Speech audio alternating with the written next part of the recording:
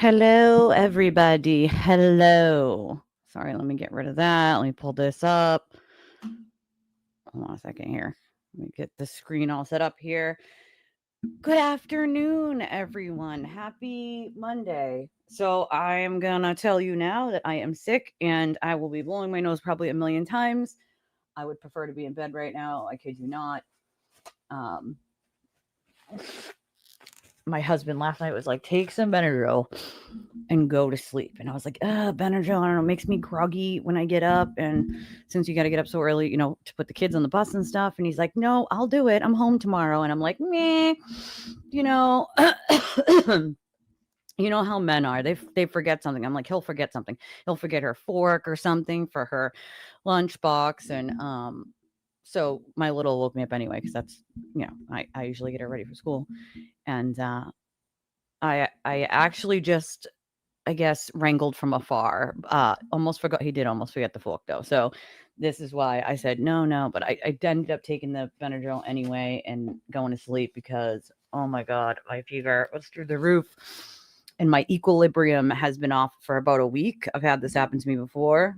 I'm also in a fibro flare up, so that's no fun. But so I feel like off kilter. Does that make sense? When your equilibrium is all messed up, it makes you feel like you're like on a boat almost. That's like rock. You can either like almost feel like you're spinning, or for me, it's more like like you're off kilter, like you're on a boat that's like moving with the waves. Is what it feels like. So for me, and this eye has been hurting probably because I need a new prescription and I already made an appointment, but because they're booked, I can't make it any sooner, unfortunately. So I'm still here. I'm just going to apologize in advance if I have to mute and blow my nose or cough or any of those things. Okay. My back is also killing me, but I think that comes with the territory of just getting fucking old, y'all. Okay? Just getting freaking old. So, yes, it is being streamed. Court TV is streaming it. They have it set for 24 minutes from now. Obviously, it's supposed to start at 2. Nothing ever starts on time, I feel like. But I wish it was just allergies. That'd be fucking great. I'm telling you, I'm like hot and cold and hot and cold and clammy and hot and cold, and I don't like that feeling. That's how you know you're sick. When you get hot and cold and everything's clammy, your nose is running like a sieve. I could deal with just allergies. My little has allergies. I could deal with just allergies. That's more like sneezing and itchy, watery eyes. You know what I'm saying? This is a little bit more than that. So the hearing doesn't start till 2, obviously. Still got a couple of minutes to go here, but let's get this out of the way first, y'all. Since I never remember to do this until halfway through the show. Usually people do it in the beginning of their show because that's the smart thing to do. But because we usually have important topics, I kind of just go into said topic. But since we're waiting on Court TV at the moment, I just want to remind everybody your ways to get this little QR code that's up in the corner here. This little guy. Yep, that one over there in the corner.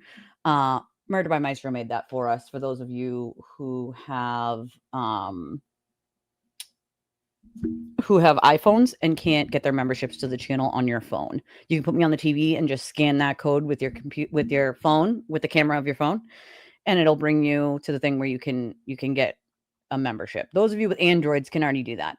The best ways to support the channel, because you guys know I'm a small channel, so I rely on the kindness of all of you to make it work, to pay for everything that goes into this, and hopefully maybe make a couple extra bucks after that. I know I love it happens, but being a member is, I appreciate y'all. I do appreciate all of y'all. But there's one of a bunch of different ways you can support the channel, one of which being these options: Venmo, Cash App, PayPal, Revolut. I always forget that I have Chime. Chime is the same thing. It's this, you can send and receive money on Chime if you have Chime. It's the same tag as the Cash App and the Venmo, so I just always forget to add it in there. But Cash App, Venmo, PayPal, Chime, Revolut for those of you out of country, and in the chat there is a link And you can click on that, enter any amount you want, and use a credit or debit card if you don't have any of the payment apps. So we make it easy for you, because at some point people were like, well, I don't have any of the payment apps. At least, how do I want to donate? How do I do so? And so that's when we made the link. So we also have wish lists. Everything's in the description of the video, as it always is. My mods do a great job of reminding people how to support and help the channel, because I'm a one-man show. It's just me, except for when I bring guests on, obviously. But I appreciate it, because, after Karen's case was over, a lot of creators are going to see sort of this downtick in memberships and in donations. Now, that's okay for a channel of like 40,000 or 30,000, because they're still covering costs. I'm not a channel of 40,000 yet. I say. But we also will be starting the Brian Walsh case soon, because that is set to go to trial early October. So that's another one that is in this area, but has had a lot of publicity around it. His wife's body has never been found, although they found a lot of blood, and the tools that he and his Google searches were horrific. So there's a lot in that case if you haven't sort of gotten yourself up to also, the other day I reported on my Twitter. I have to start getting in the habit of doing it on my Twitter and my Facebook. I just always forget for some reason that the Facebook exists. Barry Morphew was let out on bail. Don't ask me why. Justice for Suzanne, but he was let out on bail. So, and those of you who are overseas, you guys are just getting spring. I think today is actually the first day of fall here, as my aunt tells me. I only have one aunt, and so she texted me and said, it was like one of those little pictures, it's like a GIF, and says, happy first day of fall. So I don't know how true that is, but that's what she says. I'm just, that's exactly, I wish it was just allergies. My allergies are usually just like watery eyes, itchy eyes, nose running, but I don't usually get hot and cold sweats. I had a fever last night. I don't usually get a fever, all that happy crap. Yeah, he was let out on bail. Don't ask me why, girl. Don't ask me why. I have no freaking idea. It's just what the complex that houses him said. So I just reported what they put out there on social media.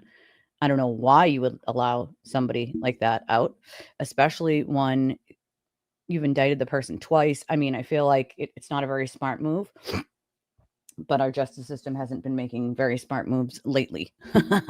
That's for damn freaking sure. I don't know how many of you watched yesterday, Sunday, but I think it was a very good exercise in how to realize how many lives have been changed because of this case. A lot of people have attacked a lot of other people, and really for no real reason other than they disagree. They heavily disagree on this case. Disagreeing on a case shouldn't make people want to hate other people and destroy other people. It's not normal behavior by any stretch of the imagination, that's for sure. So, I mean, here's the thing. We're bound to see some theatrics at this hearing today. Let's just make that abundantly clear. There's bound to be some theatrics and some misstated, nonsensical crap, because that's just how it works. I want everybody to remember what a defense attorney is supposed to do: defend their client. And they say some really off-brand shit that has no real truth to it. And I think they'll use this as a platform, okay, to say a bunch of crap, to announce a bunch of crap, and rile up people. And I say don't fall for it. It's, to me, it's really not hard to fix. This is a civil case that we're seeing here. This is now a civil wrongful death suit that the O'Keefes filed filed a long time ago. A lot of people actually, let me throw this out there, have this thought that they're only asking for $50,000. That's not true. That's what's filed in the paperwork, because you have to get to that threshold in a civil case before it becomes like a larger claim. Like small claims is up to a certain amount, and then it, no longer being small claims, you have to hit that sort of $50,000 damages over 50,000. So it's not that they're asking for only 50,000. That's the damage amount that they needed to file on the suit. The damages would be calculated later by the court based on a bunch of different things.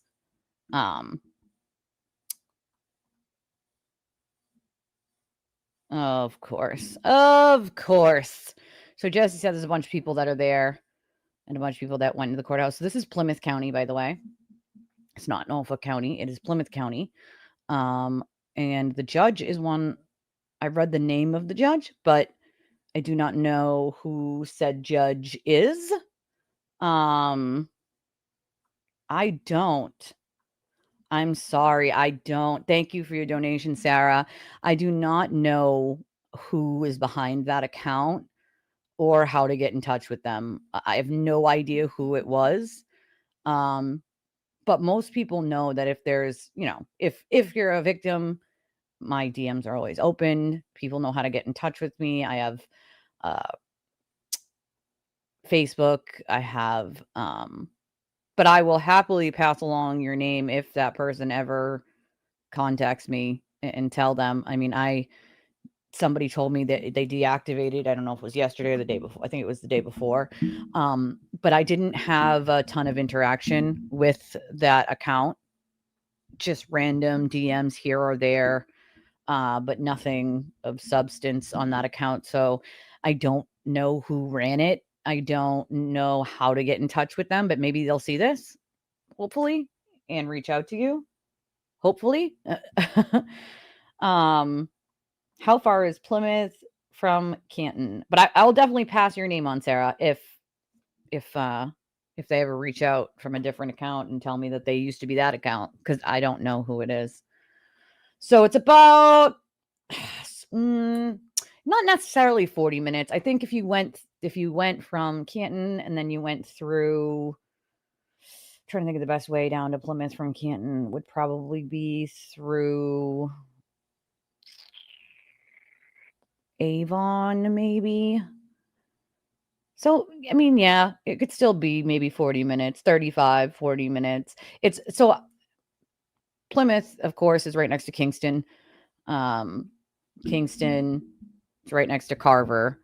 So I guess you could probably go that way, like through Whitman, Carver, and get there faster.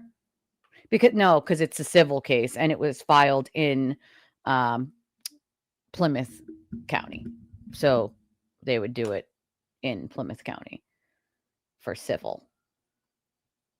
So yeah, about 40, maybe about 40. I think you could probably get there in about 30, 35 if you took some back roads and didn't hit traffic. I think if you go all the way around on the highway, you're probably going to be at least 45 minutes. But I think if you go the back roads, maybe through Carver, you could probably get there in like 35 minutes or so from Canton. It's so funny how you can get from Canton to Boston and also Canton to Plymouth if you just go through. It's such a weird spot Canton is in. It borders like 3 highways, 24, 93, and 95. So it's literally sort of in the middle of 3 different highways going 3 different directions of the state, So it's sort of like Randolph. It's in that like area. I mean, what Sarah said worries me too, because I do know that most people know, hey, Jack, 138. Yeah, that's what us old people call it. 138. I remember before 44 existed, we'd have to take the highway down to the summer cottage my grandparents owned in Kingston, and then when they made 44, we would go from my grandparents' house in Weymouth in what my grandfather would call the scenic route down 44. But 44 didn't exist at that point. Like when I was little, they made it. And at first we'd have to take the highway. Yeah, 130. I mean, that's what us old people call it, 138. The signs, they say different, but that's what we call it. Route 3, it's a 93, you know what I mean? I think everybody has a different way or a different name for it. So if she does, need to get in touch, like I said, there are a multitude of ways for people to get in touch. Maybe she'll see this. Maybe she'll reach out to you knowing who you are. I hope she knows who you are. And if they are a victim and they feel comfortable, they know where my Twitter is, Facebook. I have Gmail. And that's, again, in the description of the video, twistedtragedies3@gmail. So anybody can feel free to reach out. I think the more people talk to each other and realize, like, I'm not going to just spill your business out there, and they talk to someone else who has talked to me, people become more and more comfortable being like, oh, that is a safe person that I can talk to. Like, that is a safe person that's not just going to share my information or share my private messages or share what I don't want them to share,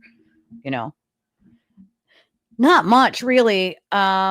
Other than hearing from, they're asking for a bunch of stuff to be dismissed. I don't anticipate that's actually going to happen. Yeah, she wants a dismissal. I don't anticipate that actually happening. Yeah, I heard people say it's Tina Murray. I would lean more towards Courtney if it was, in my opinion, which would another paralegal. But who knows? Who knows? It could be just a no one else, someone who's completely unrelated, someone no one knows. And that's the part that sort of, I think people don't take into consideration, is some of these anonymous accounts that everybody wants to know who they are, like John Barron, they could just be completely unrelated people that never revealed themselves to social media, so we don't even know who they are. That's why I don't attempt to try to figure out who anyone is. They're anonymous for a reason, and I can't blame people for wanting to have anonymous accounts either. They have watched what has happened to me and many other people who dare to speak out, and also who dare to try to unite people instead of having people freaking try to destroy each other for no real reason other than they didn't agree on a case, So, you got it, my friend. You got it. These guys know me personally, like Benny does. These people know me personally, and I think once you do, other people talk to other people who are like, oh, I know someone who can help you with that. And that's usually how the message starts, with someone who's like, hey, I'm so-and-so. I heard from so-and-so that they've talked to you, and I'm, having this issue that I really could use some help with. Could you help me? And I don't say no. Again, there's a short list of people that I definitely would say no to, but it's a short list. Okay. It's a short list of people who were just cruel on purpose. They spread lies on purpose. They did that on purpose. They weren't misled like mostly everyone else was.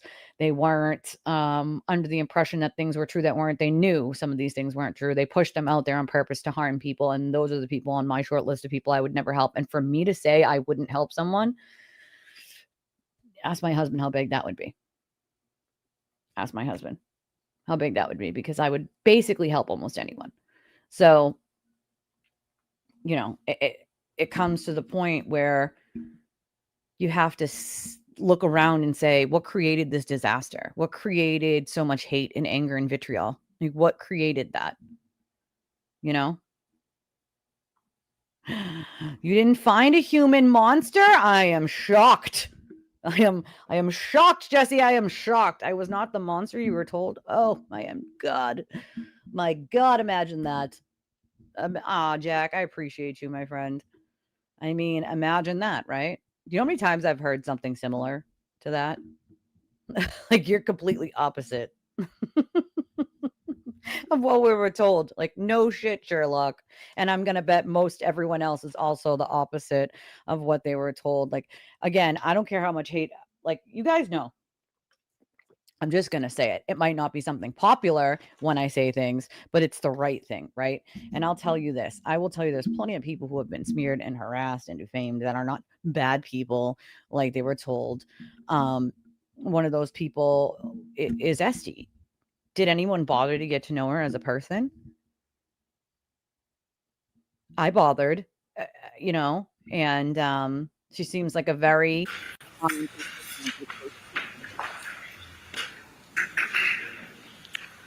yeah, I agree with you, Sarah. We're getting audio. Oh, we have video, folks. It's early, 7 minutes early. She realized it was all I didn't know how to escape. A lot of people don't know how to escape. And once you have inside information, it is very dangerous for you to have it. Believe me, I've been one of those people. Because then they come for you. U.S. counsel. He would like to do status first, then the Rule 12s, but he also said to me if you could check your calendars for trial date. Bingo, Jack. Divide and conquer. Easiest trick in the book. Ms. Grimes, are we good to go? You let us on know we're ready. See.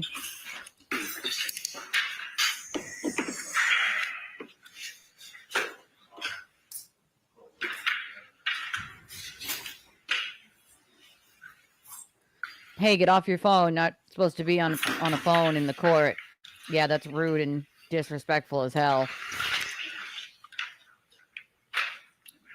Thank you, Sarah.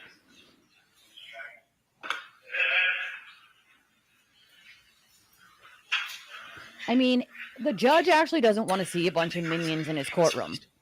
Believe it or not, that's not something. Judge wants to see your family and maybe a couple of friends. He doesn't want to see online followers in the courtroom. It's actually not a good look. It's a bad look. I heard that, but why? I mean, are we doing anything else, or we're just they popped it on too late? I'm confused here. He did say check your calendars for a trial date, but that has nothing to do with her. That's her attorneys. She doesn't have a damn choice. So why is she checking her phone? She doesn't have a choice. It's up to the attorneys. Bingo.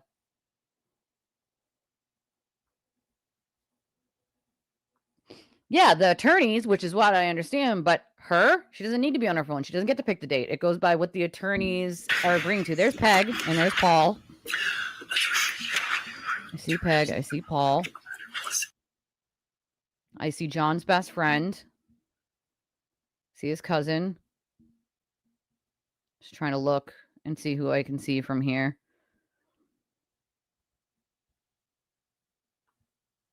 Minion.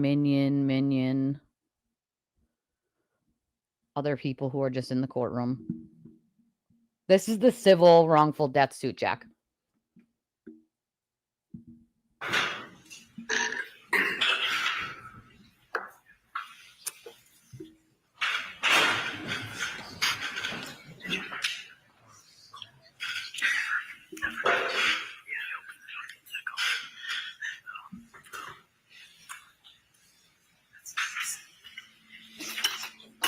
Yeah, thanks, Core TV. We know you're live. It's always going to be a spectacle, unfortunately. And I wish it wasn't, you know.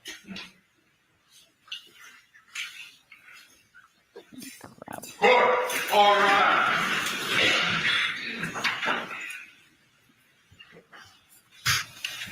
Good afternoon, folks. Good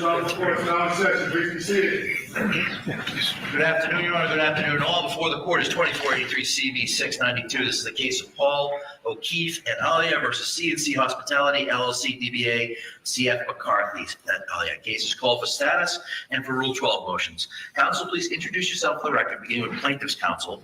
And if you could state the party you represent as well. Thank you. Good afternoon, Your Honor. Attorney Mark Diller on behalf of the plaintiffs. Good afternoon. Good afternoon, Your Honor. Dan Buck on behalf of the plaintiffs. Okay, good afternoon. Good afternoon. Good afternoon, Your Honor. Damon Seligson on behalf of the defendant, Karen Reed. Okay, good afternoon. Good afternoon, Your Honor. Charles Waters for defendant Karen Reed. Good afternoon, Your Honor. Alan Jackson on behalf of Ms. Reed. Good afternoon. Good afternoon, Your Honor. Aaron Rosenberg also on behalf of Ms. Reed. 72 lawyers for no reason. Good afternoon. Good afternoon, Your Honor. William Keppel on behalf of Karen Reed. Got it. Okay, Good good afternoon, Your afternoon. Honor. Christopher George on behalf of the defendant Karen Reed. Good afternoon, Your Honor. Marissa Paladini. It's just absurd. Nobody needs that afternoon. many attorneys. No Good one. afternoon, Your Honor. David Hassett on behalf of Waterfall Bar and Grill. Okay. I'm sorry, did you say the waterfall? Waterfall, yes, Your Honor. Got it. Good afternoon, Your Honor. Thank you. David also on behalf of Waterfall Bar and Grill. Good afternoon. Good afternoon, Your Honor. Lincoln Rose on behalf Yeah, of nobody the needs that defendant, many. Steve McCarthy's. CF McCarthy's attorney, Good afternoon. Waterfall. Okay, that's all the counselors. Good afternoon, folks, and welcome everyone to the event for this afternoon. When I was assigned this case last spring, the first thing I wanted to do was try to get a sense of where we all are going to fill in our tracking order and get a sense of what direction this case is going. And in the meantime, it looks like there was a motion to dismiss filed by the defendant. So what I would like to do is go through some of the procedural issues that you see in the case for now.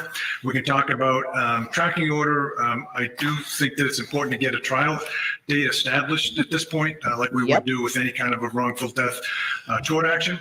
So to that end, we'll start with the plaintiff. What do you see as procedural issues? I'd like to get an update on discovery, on how that's all going. Counsel? And then we'll get into the motions to dismiss as a substantive issue. I know there's a lot of people here that want to see what the case is all about, but I think it's more important at least to get an idea procedurally where you stand. Sure Understood, is. Your Honor. Plaintiff has served all of the defendants with discovery. All of the defendants are currently late with regard to producing discovery. We have not received any as of yet, or minimal.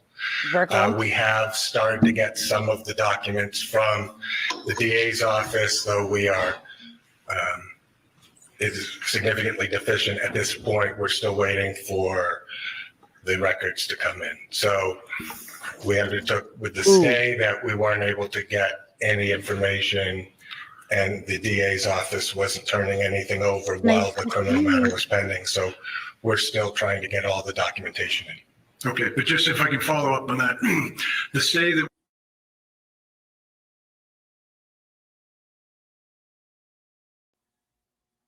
was issued, Judge White had issued one back in maybe the fall. I had issued one when the criminal trial was ongoing. That was sort of a self-defining 60-day or whichever comes first.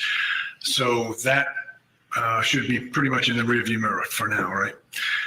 I recognize that, Your Honor. Right. So when the stay was lifted, all discovery was served on the parties or thereabouts. When you say discovery, we're talking about depositions, documents, notices of depositions, or no? Only one deposition has been noticed, and it's been tabled because we don't have any documents at this stage. I see. Okay. So it's really the paper discovery that you're looking for. And when you say the DA's office, that obviously is not the defendants, that's going in a different direction, but you're pursuing that sort of on your own? Yeah. Right, but we've also, I anticipate that the defendants have all the same data that was exchanged during the criminal matter, They probably to which do. we haven't ever received. So we have requested that both from the defendant And the we've DA. requested it from the DA's office. Okay. It is coming in from the DA's office in parts, and I anticipate we should have it all within the next 21 days, is my guess. Okay. All right. Procedural issues from the defendants. We can start with you, Attorney Seligson. Thank you, Your Honor. As we're anticipating the status of this case, it's important to inform the court that from Ms. Reed's perspective, we have affirmative claims that we intend to bring on her behalf.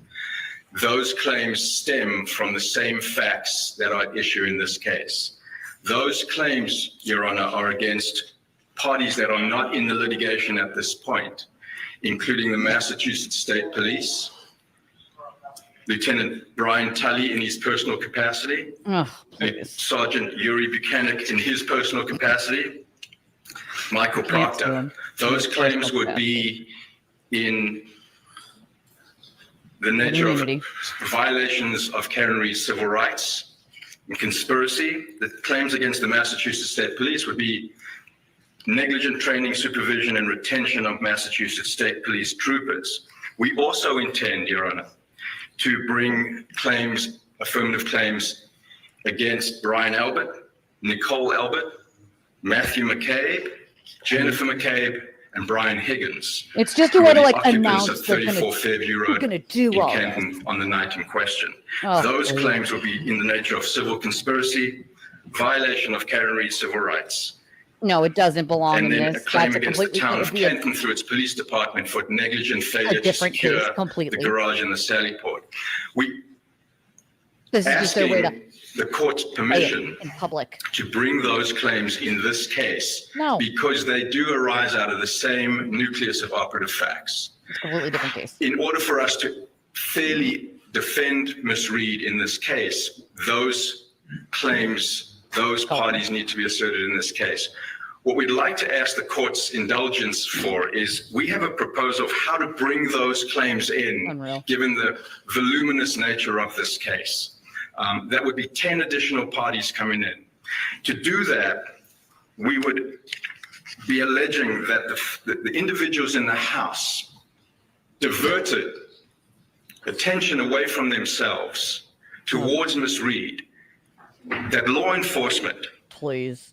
then acting on that diverted attention away from her, because the people in the House were either police or police adjacent who were socially and personally connected.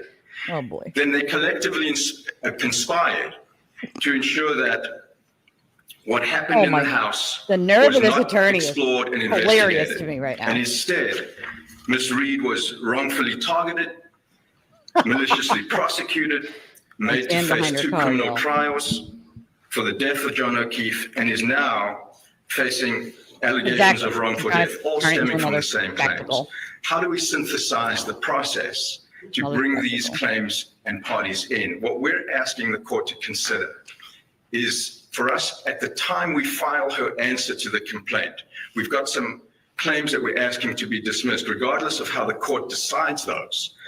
We still have to file an answer on her behalf. Our suggestion would be to file those claims against those parties in the same pleading. Serve all of those new parties with that complaint. Allow This is another them way to try to 30 push it days, off. not the normal 20 days, to respond, so the court can have one hearing on whether some may bring dispositive motions, some may file general It's answers. just another So way to that we get can then information they decide wanted. how and who is in in the the trials case that and they're not proceed getting. forward. So I bring that That's to the court's attention.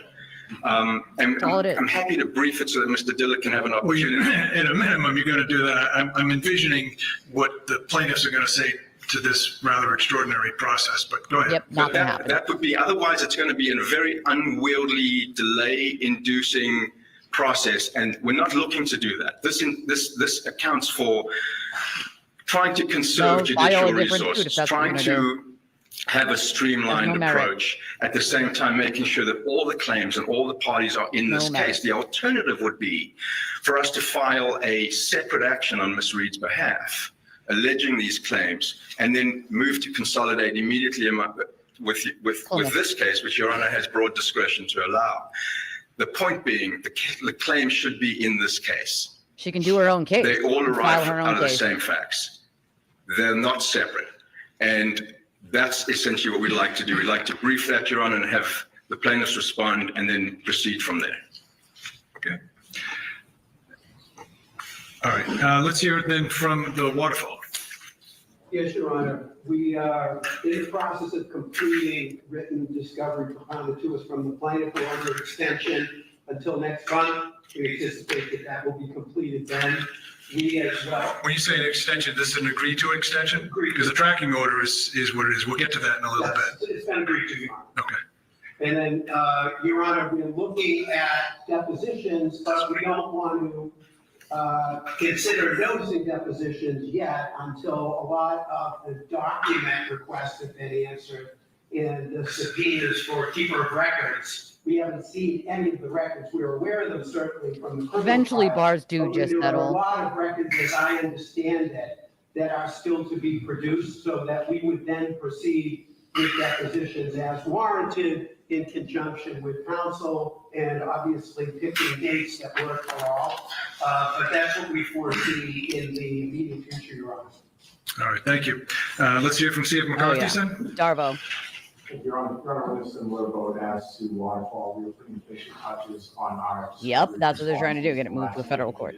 Just communications from employees, dramatic incidents, some of whom no longer work for CF McCarthy's, but we anticipate having that included in the very short term and getting that over to my brothers. Okay. All right, thank you. Let's hear from the plaintiffs then, in terms of response to the procedural issue that was raised, in particular by Ms. Reed's counsel. Are you aware of the circumstances that they're seeking to join 10 additional defendants into this action? Absolutely not, Your It's the Honor. first notice you've gotten? Of course, I would Not how the expect court that. system likes this stuff to work, folks. Right, I would expect the courtesy of the meet and confer to at least let me know. On purpose. Obviously, they can choose not to do so. That's their prerogative, but I certainly would have liked to have been made aware. Section 1983 actions, I believe, Your Honor, would have to go up through the federal Court. We're not seeking to have this case removed in Nope. the federal court. We started in the state court. We're intending to move forward in the state court. We would like to have a state court, Plymouth jury decide this case. So to the extent that my brothers and sisters and all of those who are involved Nonsense. believe that they have other legal rights and they want to pursue other legal theories, that's their prerogative to do so. When it comes to interfering with our opportunity and right to justice, we're not looking to sideline that, Your Honor. All right, any response, counsel? Thank you, Your Honor. We are asking for permission to serve a motion to advance this procedural proposal. So Mr. Diller is not being surprised by He was just surprised. the argument that we're going to present to the court. He will have an opportunity to respond. There's no requirement that civil rights claims be brought in federal court. In fact, Yeah. this court has If it's a violation jurisdiction of over civil those rights, claims. it does. They all stem from the same facts, Your Honor. In the plaintiff's complaint, there are allegations that we need those parties to defend against. This is not just a wrongful death action. It is. Our narrative of what took But it place. is, though. It's the plaintiffs. Well, just hear me out for a second. And when Thank you you. say that it's not just a wrongful death, It is. that's what the plaintiffs have alleged. The defendants have filed motions to dismiss portions of those. So this, at its essence, is a wrongful death action being brought by the plaintiffs, right?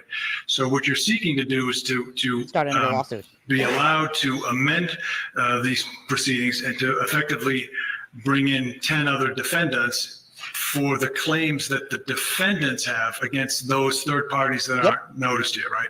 So you've got to procedurally give them notice as well as the plaintiffs notice of this event before it goes to any adjudication by the court.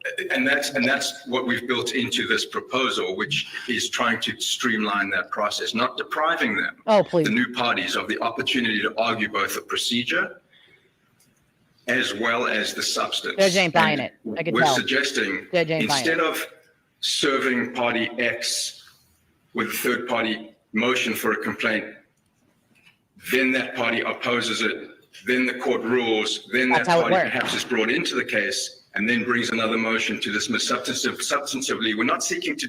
Isn't that what the rule requires? The rule does require that, but the court has discretion They're not going to do that. Sorry. consider the streamlined approach. And we'd like to brief that for Your Honor, but Court's we're not gonna do raising that. it at the status conference so that because we are scheduling deadlines and events out into the future, we'd like to at least have the opportunity to advance that argument for the court and allow Mr. Diller to respond to it. And then we will act accordingly. That's the purpose of Not gonna the happen. disclosure of this Not the way the today. court works, dude. So I don't know that there's any ruling by the court today that would have to be made relative to that because it isn't even filed yet, so that there's nothing before the court. There's nothing before the court to answer on. You're So just spewing. stuff. Ideally, what my instructions to the clerk's office by setting this event up was to get a trial date from you folks and then work backwards like we would do with any wrongful death tort action, which this case is. I take exception to the defendant's notion that this is not just a tort action. It is. That's what it is. It's a civil case. I know Yes, there's Your a Honor. lot of people who are interested in this case. Irrelevant. But at its heart, there are at this time eight parties involved in this case, correct? Yes, sir. There's 5 for the plaintiff, and there's 3 for the defendants, 2 corporations and Ms. Reed. So that's the way the case is shaping up. You've got your tracking order, so you understand what the deadlines are now. I have the tracking order, I think basically shows this case as having Discovery. Real dodgy. That's not what the rules Yeah, your discovery are. is supposed The to court. close Not gonna work. August of next year. And Your there's no Rule motion in front of the 56 judge. motions to be done by October-ish of next year. Final pretrial conference February of 2027 with judgment by August 26th of 2027. So that's what the tracking order has in store as the case stands now, right? I mean, we could get you a trial date way sooner than that if you wanted to. I mean, literally, I could, the clerk and I were talking earlier before today's proceeding, and I may end up having to suspend, depending on what the circumstances. We were charging the jury on a homicide case earlier today. So we have a deliberating jury right now, so I don't know that I may have to suspend and then rejoin here in a little bit. But for now, so you understand it, we could get you a trial date as soon as practically this spring on this case, but to join 10 new defendants under wholly separate theories for people that haven't even been joined yet in this litigation puts that on its head. There's no way we could, you wouldn't even have this procedural process outlined. That's their point. That's what the defense is trying to do. I understand that, and that's the dilemma that we're trying to bring to the court's attention, because there is going to be an affirmative. Well, you're saying an affirmative. You said earlier affirmative defense in this case, which those would not be affirmative defenses. No. Those are wholly separate third-party causes of action against people who are not part of this litigation, correct? Yep. So it's not an affirmative defense. It's not an affirmative defense in the traditional sense, but it is part of the defense in the face of the wrongful death claims. The wrongful death claims stem from the same facts that the affirmative claims would be seeking to be pursued against. Judge is just not buying the bullshit coming from them set of facts. At the moment. If we were to file a separate action, Your Honor, that's on you. Do it. Karen Reed is the plaintiff, and these parties that I've identified are the defendants. We would be pursuing down two separate pieces of behemoth litigation when we can consolidate them at the same time. No, that's what we're but trying that's to not the court's job, is to consolidate what you want to suggest do. maybe a more streamlined approach. That's not their And it job. doesn't- It's not the court's job. It's not intended to delay. It's actually intended to try and synthesize the process and conserve resources, attain judicial economy without prejudicing the plaintiff. Discovery is already ongoing. File an actual. Look at But to have Paul. two Paul's getting depositions, joy for out of example, of parties in two separate cases, where we can have one and the claims could proceed at the same time, just seems to make judicial sense. That's why we're raising it. But we'd like to brief it if the court gives us that permission. Okay. All right. On that last discrete issue, anything else from the plaintiffs? We have served them with discovery, asking them, they have a burden if they're going to do affirmative defenses, to establish that there are third parties who are responsible here. That can be their affirmative defense, but they have a burden to prove that. And if they can't meet that burden, then it should never come into our case. Bingo. If they're seeking to overlap these two cases and throw it as far wide ranging as they just announced, then there's no way that we would not be prejudiced by their strategy in the plaintiff's underlying case. All right, those issues are reserved. I certainly am not going to make any ruling on that. There's nothing formally before the court, no written motion, no Rule 9A or 9C certificate, none of that stuff. So it's not procedurally before the court, but certainly I appreciate hearing the argument nonetheless that this may be the future landscape of the case. What also brings us here, when I noticed the status conference for today, the defendants have filed motions to dismiss. If you're prepared, I'll go forward on that, let you deal with the substance of the motions to dismiss. I have read through your material, so I get the gist of what the defendants are raising. Counsel, would you like to proceed? Thank you, Your Honor. As we've briefed, Your Honor, the counts that are at issue in the motion to dismiss are counts 13. Burnsy, good old Burnsy. Excuse me. The counts 10 through 13. They are infliction of emotional distress claims. As we have presented in our papers, none of the plaintiffs observed the alleged incident that is described in the complaint. And none of the plaintiffs came upon the decedent in close enough proximity to state a claim for emotional distress. of course they can. There is no The cases, Your Honor, Heard. limit when a claimant can claim emotional distress. The cases talk about temporal, spatial, and relational Facial, limitations. my dude. That's Taking what you're going for? the claim that Kaylee Furbush has alleged, that claim is for negligence / reckless / intentional infliction of emotional distress.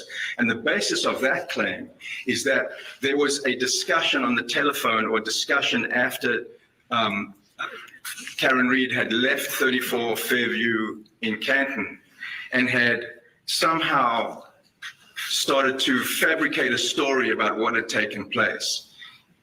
Kaylee Furbush was not at the scene, and the perception of someone dying is not an actionable claim under any case that we can find in Massachusetts state law. So she wasn't at the scene, didn't come upon the decedent, and therefore doesn't have the same types of proof, at least is played in the complaint, that would This is a horrible satisfy argument. the limitations that the case law sets out, the temporal, the spatial, and the relational. With respect to the claims of emotional distress that have been brought by John O'Keefe's mother, father, and Thank brother, you, Grave. again, I there had a were no salad today too. witnesses The to only the thing I ate. event. Needed something small for my They belly. came upon him many hours later.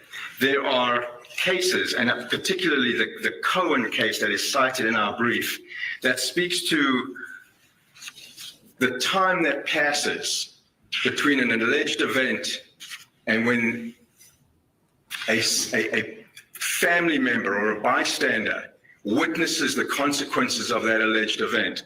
And in that Cohen case, the court speaks to the fact that the mother of a young man that died in a plane crash didn't get to find out about it until many hours later, and the court denied the right to pursue an emotional distress Was she claim. harassed into More importantly, Your oblivion? Honor, there is a remedy here. By the defendant? For the sake of argument, there is a remedy here through the wrongful death statute. And the wrongful death statute compensates for the types of harms that are alleged in the complaint. So what we're asking the court to do is to dismiss out the emotional distress claims because they are duplicative and allow the plaintiffs to pursue the wrongful death action singularly. Yeah, no. We Not rest on our happening, sorry. papers. Thank you, Judge. All right, thank you.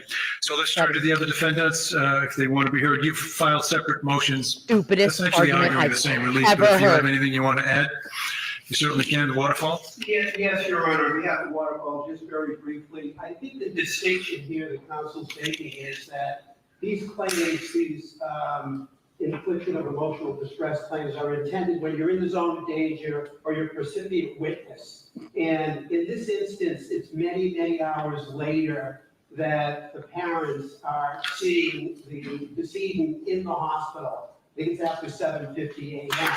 And so based on what the Cohen case states and in terms of the principles that the courts have applied here, it just isn't from a relational standpoint close enough in proximity to be able to advance this type of claim. And in terms of the wrongful death statute, those loss of consortium damages, the damages of the loss of the son, if the plaintiff is making this claim going forward, are in fact addressed in that statute and obviously would be available as remedies. The defendants obviously work What together about on Semino this. versus Milford Keg Incorporated? I have a 1982 case that I found talking about the wrongful death, emotional distress injuries. Have you reviewed that case? I'll give this case site, 385 Mass 323. It's a 1982 case. It would seem to suggest that that emotional distress is really not preempted by the wrongful death statute. Your Honor, I think the wrongful death statute alone would not necessarily cover all of the damages. Gotta love him. But my argument would be more in line with the argument that in terms of where they are in relationship to the accident, since it wasn't witnessed and since it wasn't immediately thereafter that they came upon the scene in a roadway, in a driveway, Carolyn, I and feel it. observed the decedent, I would argue, Your Honor, based on that, that that's a problem for the plaintiff moving forward and that would be the court's consideration. I don't. appreciate, Your Honor, that there are some differences in the wrongful I've heard he's death fair. statute and emotional distress claims. Okay, thank you. Ferreter versus Daniel O'Connell Sons, a case that goes back to 1980, also kind of speaks to that issue too. Let's hear from CF McCarthy's on that. Anything else to add on the motions to dismiss? No?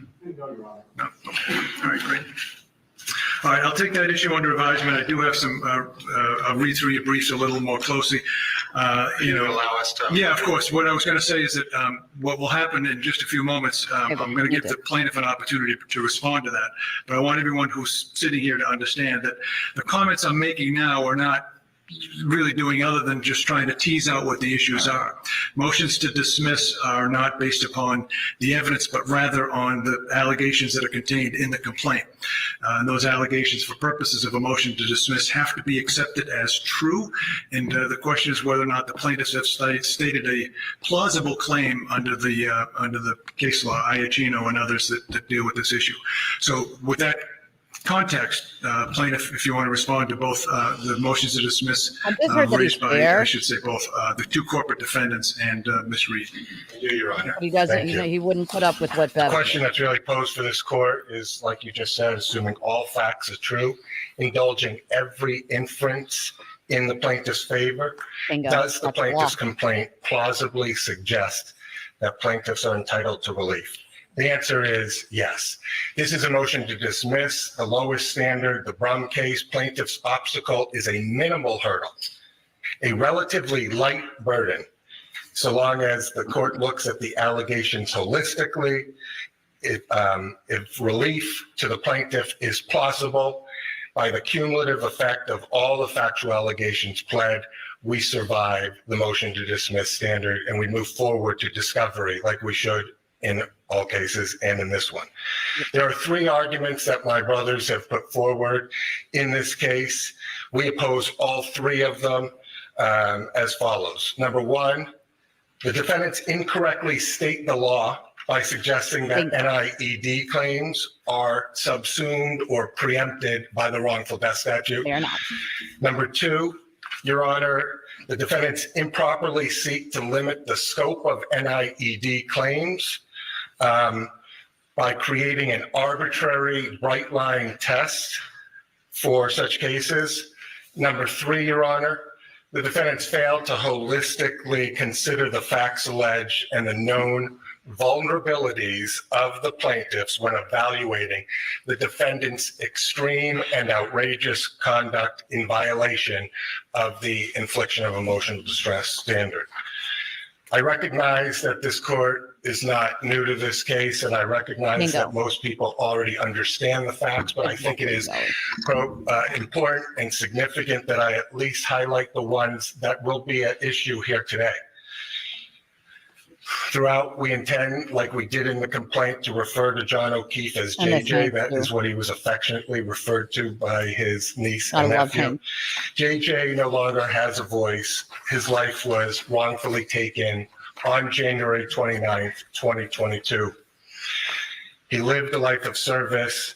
He was a Boston police officer, and his personal life, when JJ's older sister and brother-in-law tragically passed 2 months apart from each other, leaving two young children orphaned, JJ stepped up. He agreed to parent those children, to raise them as his own, and to support them. Fast forward to 2022, Your Honor. JJ is involved in a relationship with Miss Reed. It's been going on for a period of time at that time. January 29th, 2022, Karen drives drunk. She reverses her SUV. She knocks JJ down. She leaves him to die in the cold. And Reed knows that she strikes the plaintiff. Rather than seeking to help or calling 911, she returns to JJ's home. There, JJ's 14-year-old niece, Kaylee, a plaintiff in this case, is home alone, asleep. That's when Karen starts plotting. Now, it is significant for the facts for you to understand the context here. Karen Reed knows Kaylee well. She's been in her life for almost up to 2 years. So She sad. has served as a part-time maternal figure in her life. She knows that Kaylee is a vulnerable child, having lost 2 parents tragically.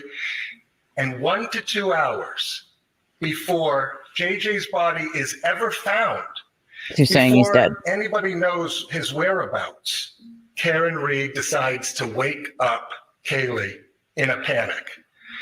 She tells Kaylee something happened to JJ. He's dead. He's been hit by a plow. Did I hit him?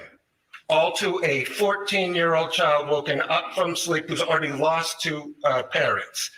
After provoking this chaos in the middle of the night, Miss Reed leaves Kaylee alone, vulnerable, Yeah, shocked, by and herself. afraid.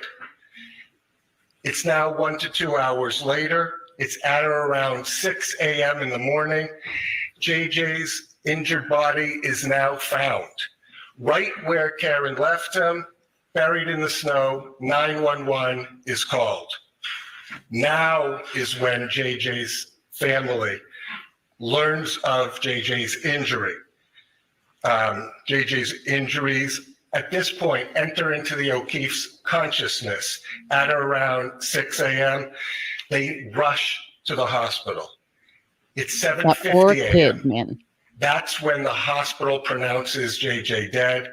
And within minutes of being pronounced dead, that's when the O'Keefe family sees their son in the injured state that he was in as a result of the wrongful conduct. From January 29th forward, Your Honor, Karen Reed plots, she fabricates a conspiracy. Sure She does. launches a public campaign of disinformation. Sure And does. she involves a blogger named Turtle Boy. Sure She does. leaks not for public information through him. She pits her followers against the O'Keefe family. Sure does. And all the while, Karen knows that the O'Keefe family is also vulnerable, grieving another tragedy in their family. The O'Keefes and Kaylee suffer severe emotional distress. It's more than anguish and more than grief, Way more. and it is not overlapping with the wrongful death statute. So the No. first argument that the defendants made, they claim that JJ's parents are precluded from bringing NIED claims because False. such damages are duplicative of the wrongful death statute. We reject that argument. JJ's parents are the next of kin, and their emotional distress claims are not preempted by the wrongful death statute. They took their first shot across the bow by making that their primary argument. Presumptively, they did so because it believed it's their best argument. But the problem with that argument, as Your Honor has already pointed out, it patently misstates Massachusetts law. You have Yes. pointed out the Semino case, where, let me just point out first the wrongful death statute. It has 2 components for damages. It has 2 buckets of damages. It has the estate's damages. Those all are JJ's damages. His conscious pain and suffering, the medical bills, things that relate to his I'd have lost damages. my shit too. I don't know how Paul And does then it. we have the second bucket, the next of kin Fine. bucket. Those are lost value damages. The lost value of JJ being in his next of kin's life.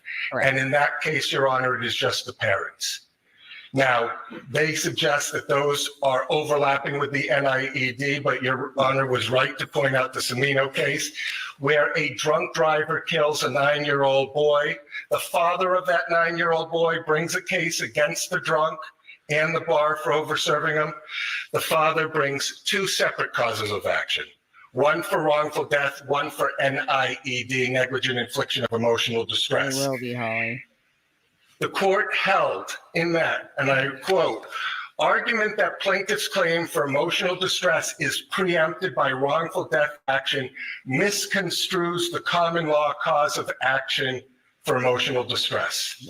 Emotional distress, as the concept has evolved in the Commonwealth, is a severe psychological shock directly resulting from experiencing or witnessing the effects of the defendant's conduct.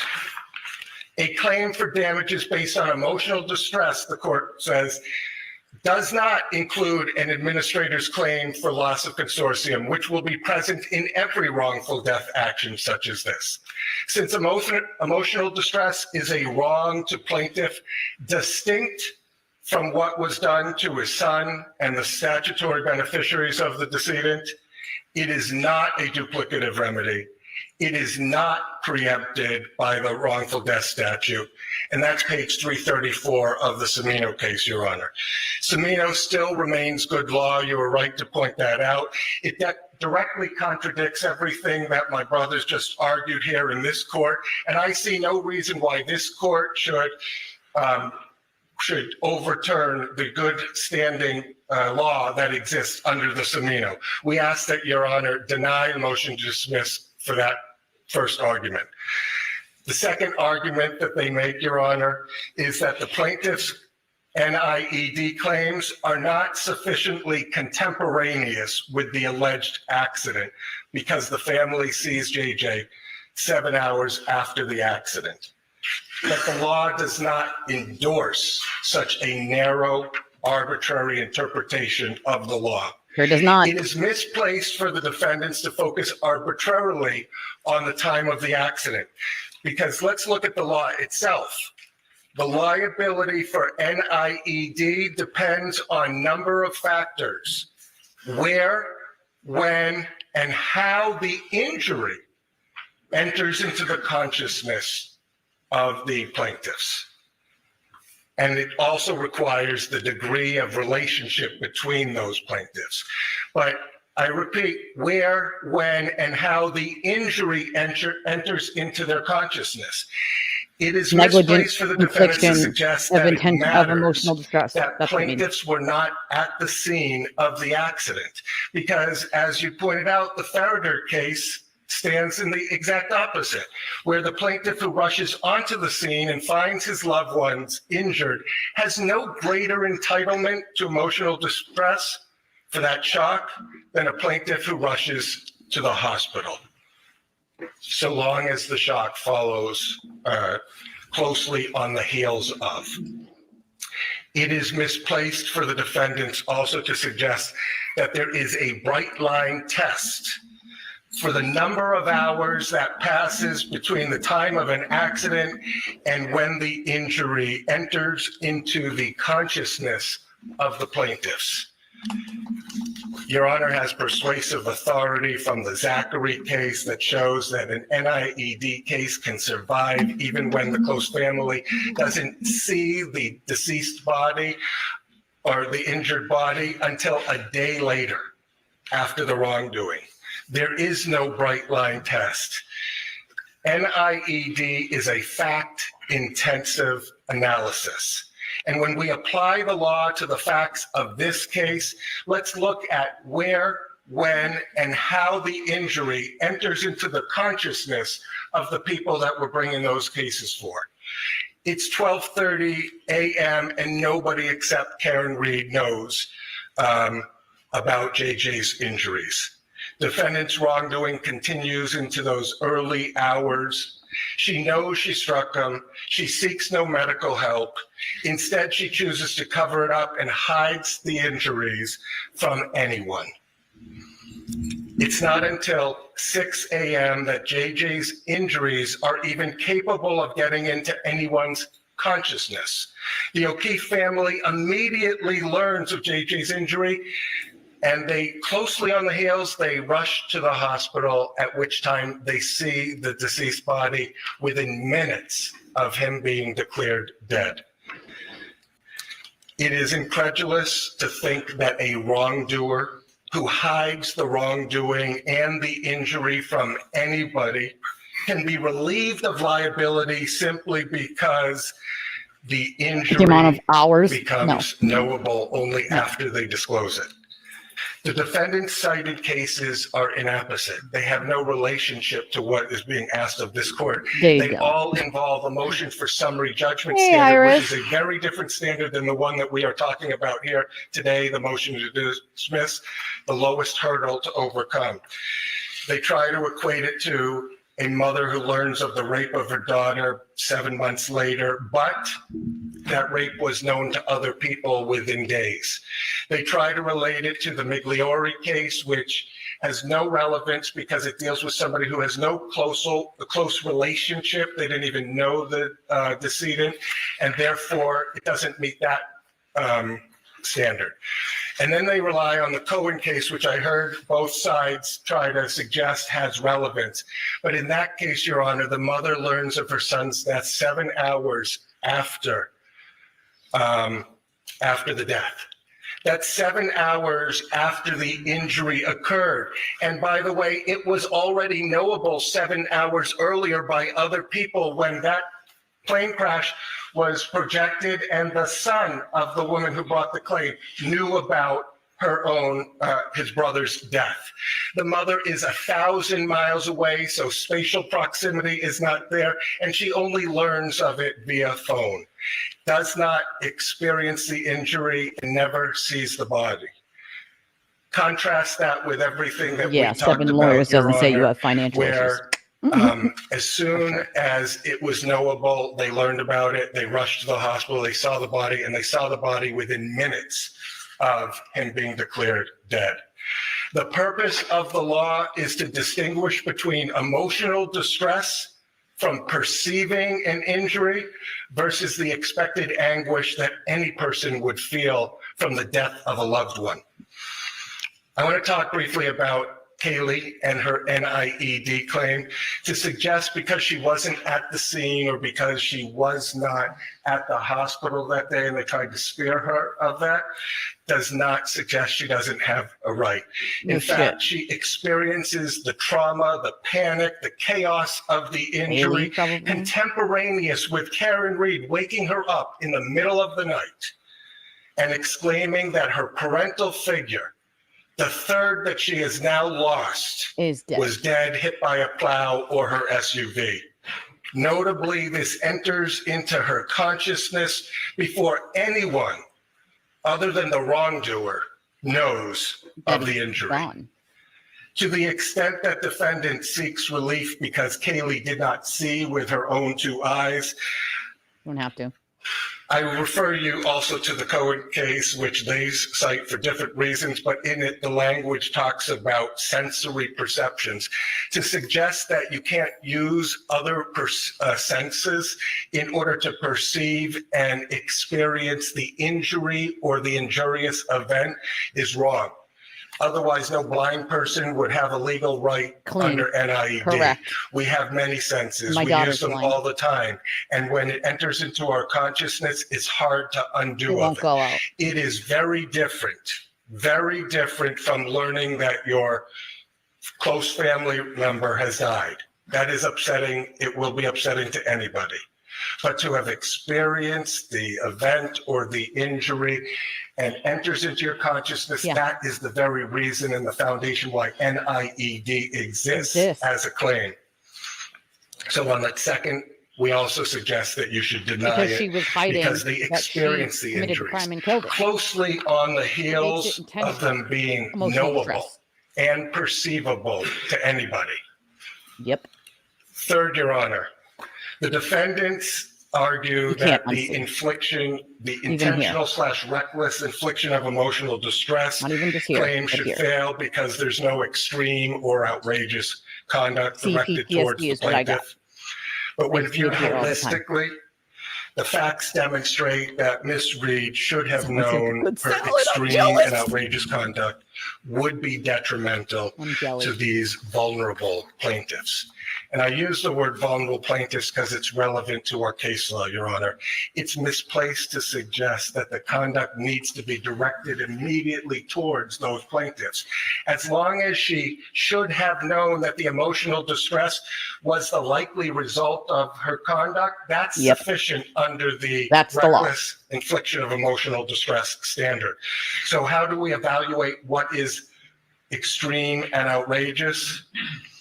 It's fact intensive, but the law does recognize that some critically important factors that need to be considered when evaluating what is extreme and outrageous.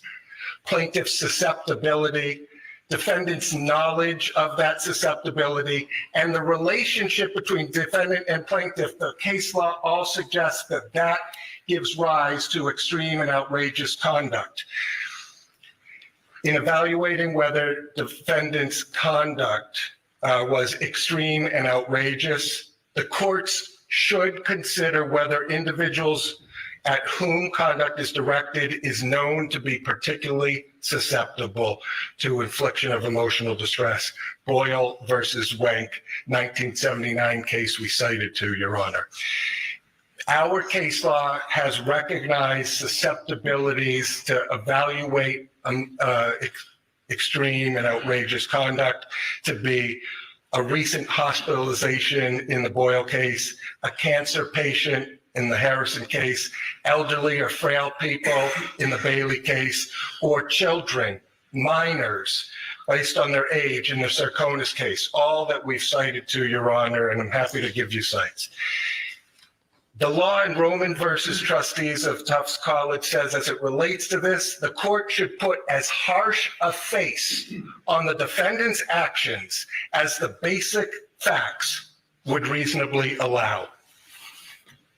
The relationship of a plaintiff to the defendant and her knowledge of the plaintiff's sensitivities is an important consideration in determining whether the challenge conduct satisfies the extreme and outrageous conduct. That's the Russell case. Let's talk about Kaylee as it relates to the infliction of emotional distress. Should defendant Karen Reed have known that emotional distress was the likely result of her conduct? Was defendant's conduct extreme and outrageous? Those are the questions that ultimately we pose to a jury. Yeah. Kaylee was young, 14 years old. The defendant had a relationship with her, knew she was emotionally fragile, knew she was orphaned at the age of 6, knew that she lost both parents tragically. The defendant assumed this pseudo-parental role with Kaylee for nearly up to 2 years. The defendant, Ms. Reed, she looks knows unhappy. that she knocked JJ down. It's the middle of the night. Oh, She wakes up Kaylee abruptly. She talks about JJ being dead, being struck by a plow, being struck by a vehicle. Mind you, this is all hours. Hours I love my before cousin, the anybody Blair has even Witch. discovered his body, and she is now actively talking about him being dead. Then, after creating this chaotic, upsetting situation in this young, fragile girl's psyche, she leaves her. She leaves her home alone, shocked and frightened. Compound that by defendant's choice to speak her false narrative publicly, to use social media, to leak public information through Turtle Boy, to control that To narrative. use a liar named Turtle Boy, who Why she's called a is liar Turtle recently. Boy out there saying the O'Keefe's family period of grief has expired and they are now fair game? Oh, are they? Who leaked the autopsy photos that got published by Turtle Boy for this vulnerable family to have to be exposed to that they weren't seeing before? To the extent that the defendant argues that this is not extreme and outrageous, remember the law. It is the jury's role to decide whether the defendant's conduct was rude and clumsy or extreme and outrageous. That comes right from the case law. As it relates to the family, Your Honor, should the defendant, Karen Reed, have known that emotional distress was the likely result of her conduct? Was defendant's conduct extreme and outrageous? Again, those are the questions posed for a jury ultimately. But the law says conduct which the actor should have known would result in distress is actionable. And the plausibility standard, the motion to dismiss standard, which is where we're at right now, Your Honor, simply calls for enough facts to raise a reasonable expectation that discovery will reveal evidence of the illegal conduct. Margaret and John have now buried 2 children. Paul has buried all his siblings. Defendant always knew this. She has always known their vulnerability. And yet she creates a calculated and malicious campaign of disinformation designed to hide the truth in this case.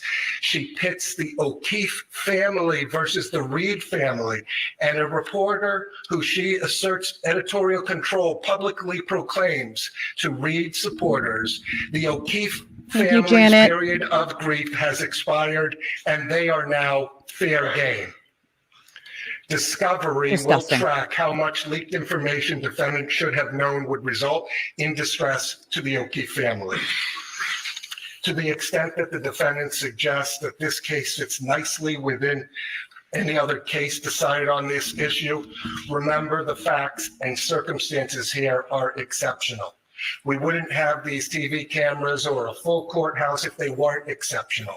That is why Right. we are here, Your Honor. It doesn't fit within a nice box like every one of those cases I cite. Yep. The Polay case where we talked about false police reports and harassment petitions were not considered towards emotional distress because they were petitioning activity. I Correct. want to talk about that briefly, because what Ms. Reed has done is not petitioning activity. It is not asserting a defense within a courthouse or having her legal counsel assert that defense or testifying at a court hearing. Instead, what Karen Reed No is reporter. doing is not petitioning at all. She is waiving her Fifth Amendment privilege. She's speaking anywhere and everywhere that Bingo. would give her a friendly audience Bingo. with editorial control. She's gone on Dateline, Nightline, 2020, Fox 25, Boston Magazine, Vanity Fair, WEEI, Shit. Turtle Boy, HBO Max, ID Discovery, etc. There are more. This is an exceptional case that requires exceptional discovery, that requires us to decide this matter by a jury, not by a motion to dismiss phase, Your Honor. Facts. It is not like the Quinn case that they cite where there's an open adulterer involved, and so they think that's not extreme and outrageous. And it's not extreme and outrageous like it has nothing to do with the employment case where they fired somebody who had a criminal case pending, then they brought them back on, and he didn't like the way that they treated him after he was found not guilty, which is different, by the way, than innocent. The court should deny the third of those arguments. They should know that plaintiff's susceptibility and vulnerability are at issue in this case and are the very reason and foundation why it is extreme and outrageous conduct, and that defendants' improper actions would cause severe emotional distress. Defendants' actions were not rude and clumsy. They were extreme and outrageous. We ask Your Honor to allow this case to go forward with discovery, allow us to explore each and every one of those issues, because these are real damages for real people who have suffered long enough. That's Thank you. right. All right, thank you. Any response from the defense? Your Honor, briefly, firstly, those allegations contained in the complaint are allegations which we will refute. No way. Counsel cites to the Camino case, relies heavily on it. What counsel didn't tell the court is that in the Camino case, the father of the child who died in the car accident was himself hit. Part of the car accident. So Gets up, runs to see his son. It's contemporaneous. it's minutes. It's That doesn't at the matter. time of You're the saying event. minutes, hours.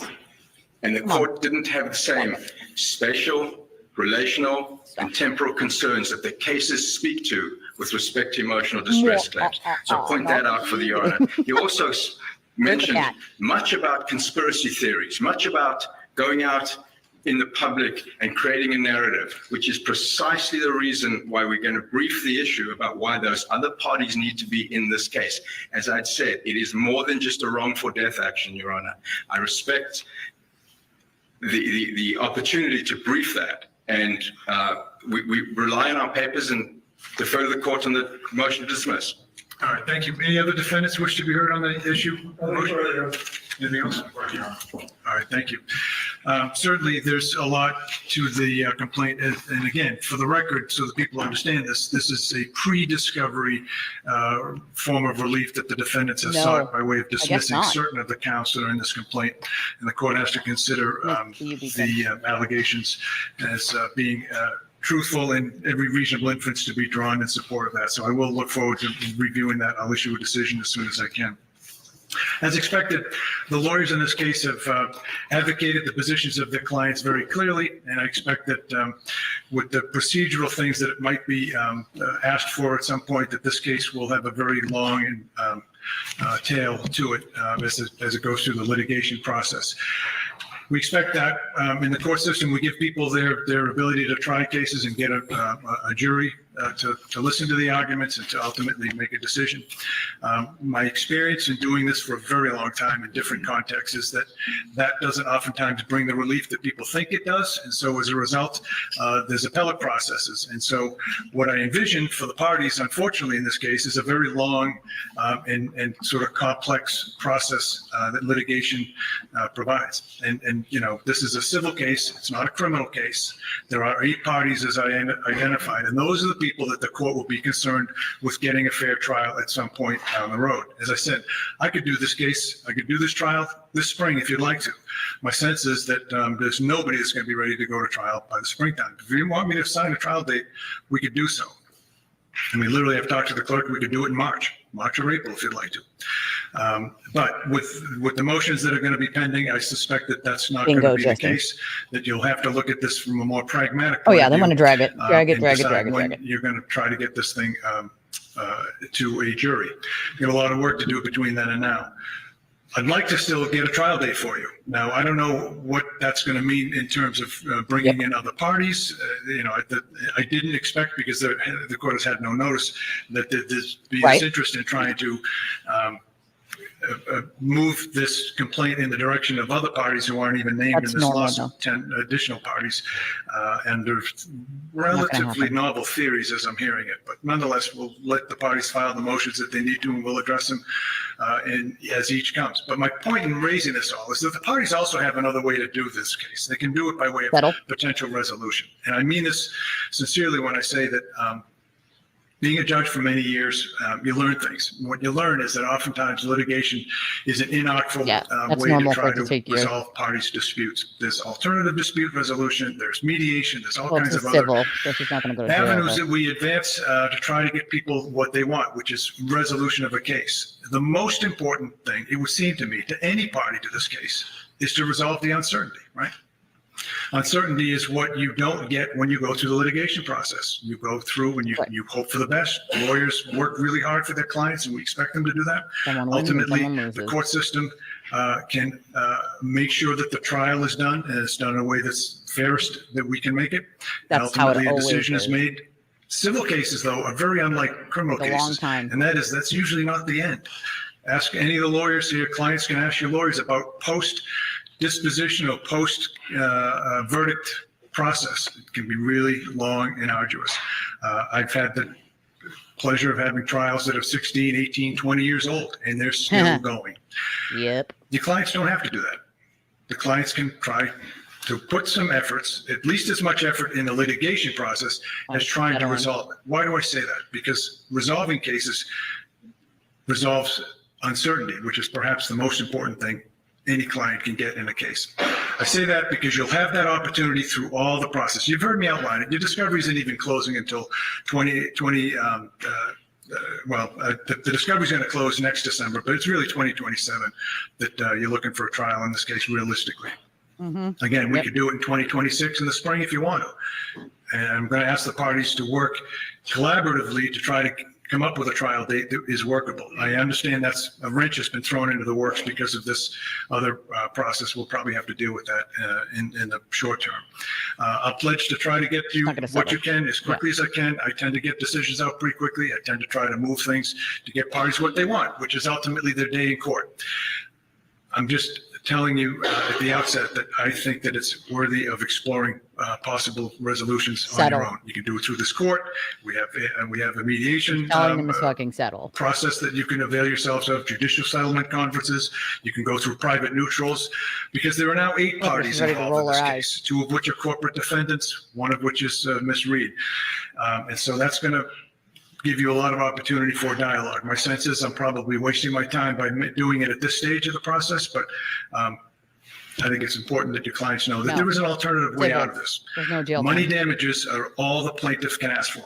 Nobody can restore it. We Money. say this when people lose loved ones or that they have some meaningful part of their body or mind that's been Put them back. lost in a litigation. Definitely. We can't restore that.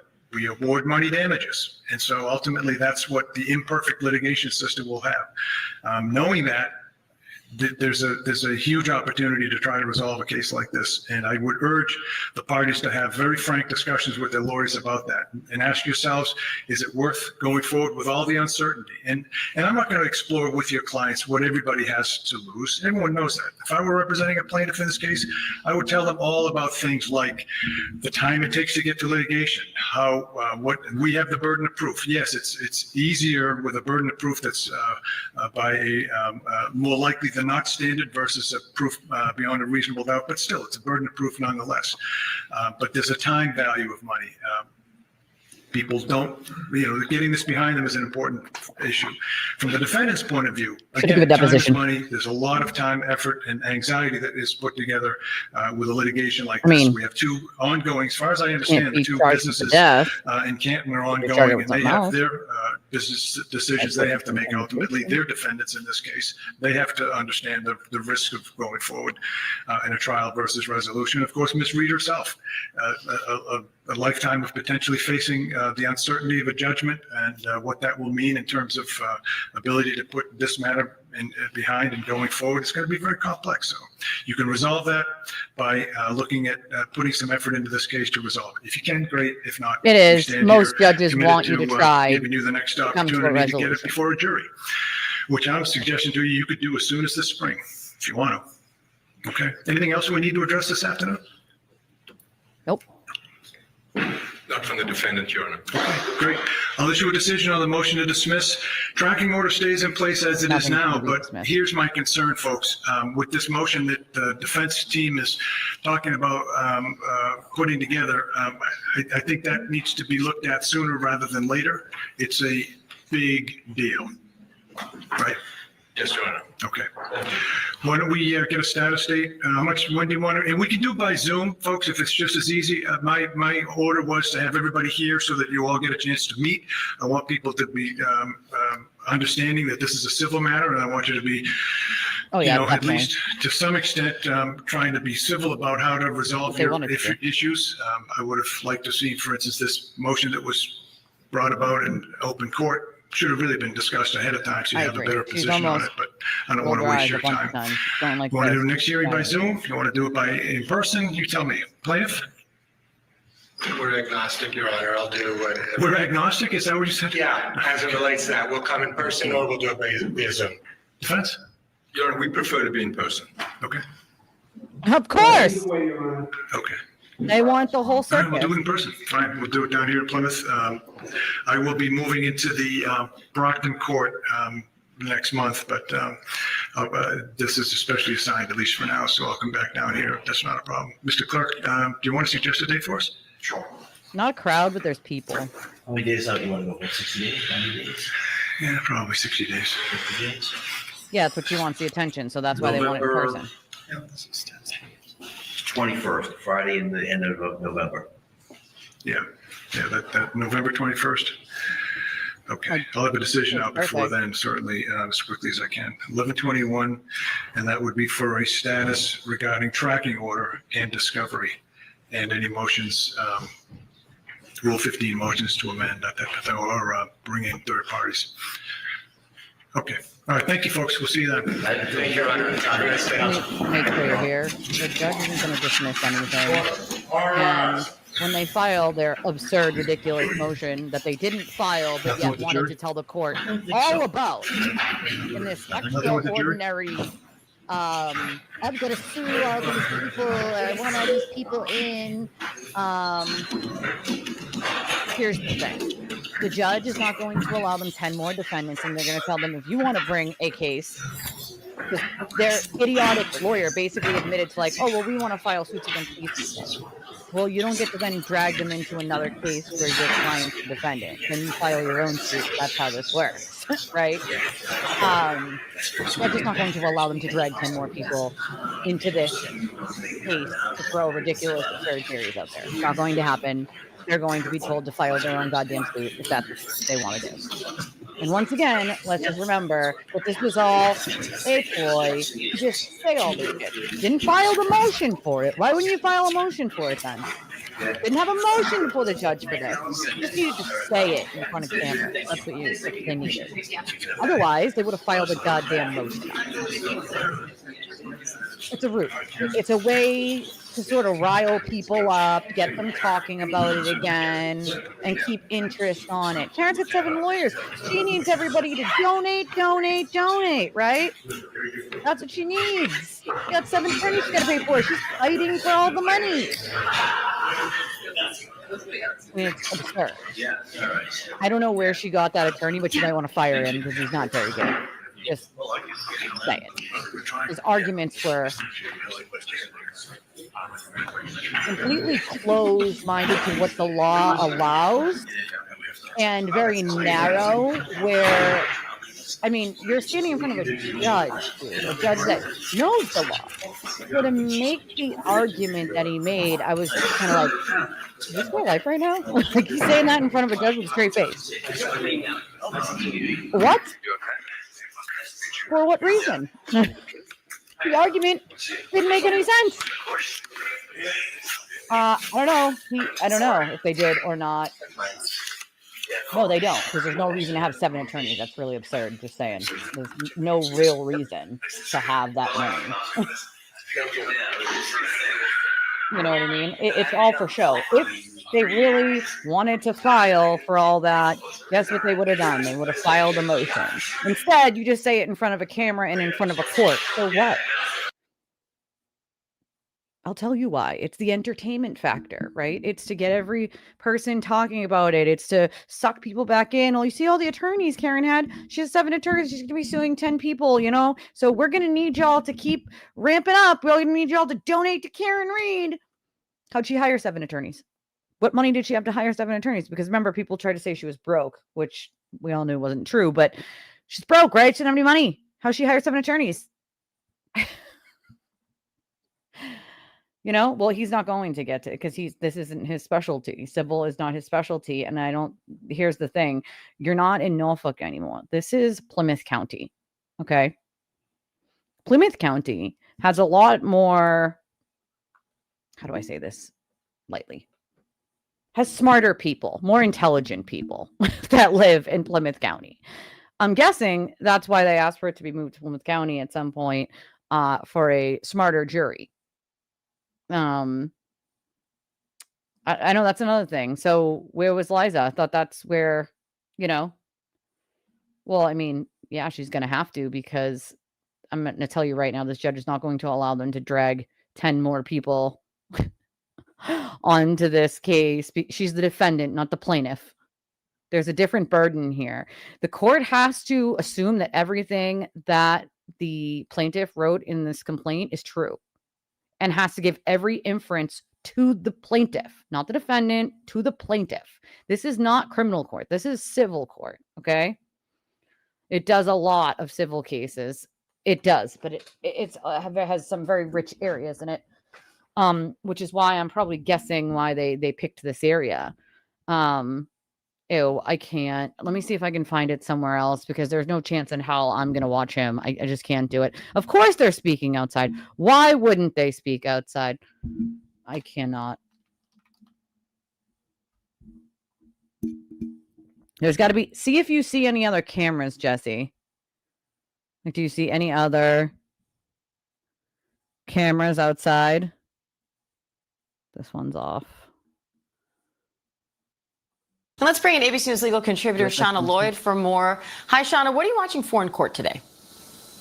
So Diane, what we expect to hear is the judge is going to hear arguments on both sides. This motion is Well, they essentially did, to dismiss the negligent infliction of emotional distress. What the defense is alleging is that the family was not there to witness the events, that they have Therefore- not provided enough factual details about these claims, and therefore they should be dismissed out of the complaint. O'Keefe's parents, brother, and niece are claiming Reed caused them emotional distress. Reed's side says she can't be liable for that because she never hit O'Keefe with her SUV. How do you expect that to Oh my play out? God, me too. I think Well, what they're going to Pilgrims, do, every and the time judge is somebody going to says be Plymouth. looking for each Every side to time. bring forth their evidence. Every They're going to time. be expecting them to prove why it is that they're stating they have this emotional distress, how I've they seen The were Rock a million impacted, times. and what facts and evidence show that she created this environment for them. Which they showed. Okay, I don't know why that's like old. But I'm not seeing. Okay, this is Boston 25. Let me see if they have it in the end here. Nope, they stopped it too at the very end. So, I mean, I guess only the streamers outside are catching that. I don't really care to watch any of these idiotic people that just spew nonsensical BS or listen to Karen say a bunch of crap that isn't true. I just don't I can't. Some of these people, I literally cannot. There are a billion people streaming this right now. Literally. A billion people. I don't get it. Yeah, I don't see anything that's Channel 7. Do you see Channel 7? So every time I say the word Plymouth, I literally think of Pilgrims. I kid you not. And I've seen The Rock like a million times, but that's what it's associated with. So for some reason, as soon as someone says Plymouth, I just always think of like what it like when we were kids. They brought us to Plymouth Plantation, like the whole like get up that they had wearing. Like my brain automatically goes to that like black with the white right here with the shirt, and then the shoes with the buckles. Good to know it's not just me. Grave. I'm glad that I'm not the only one that thinks about that. Hold on. Let me see if I can check Channel 7.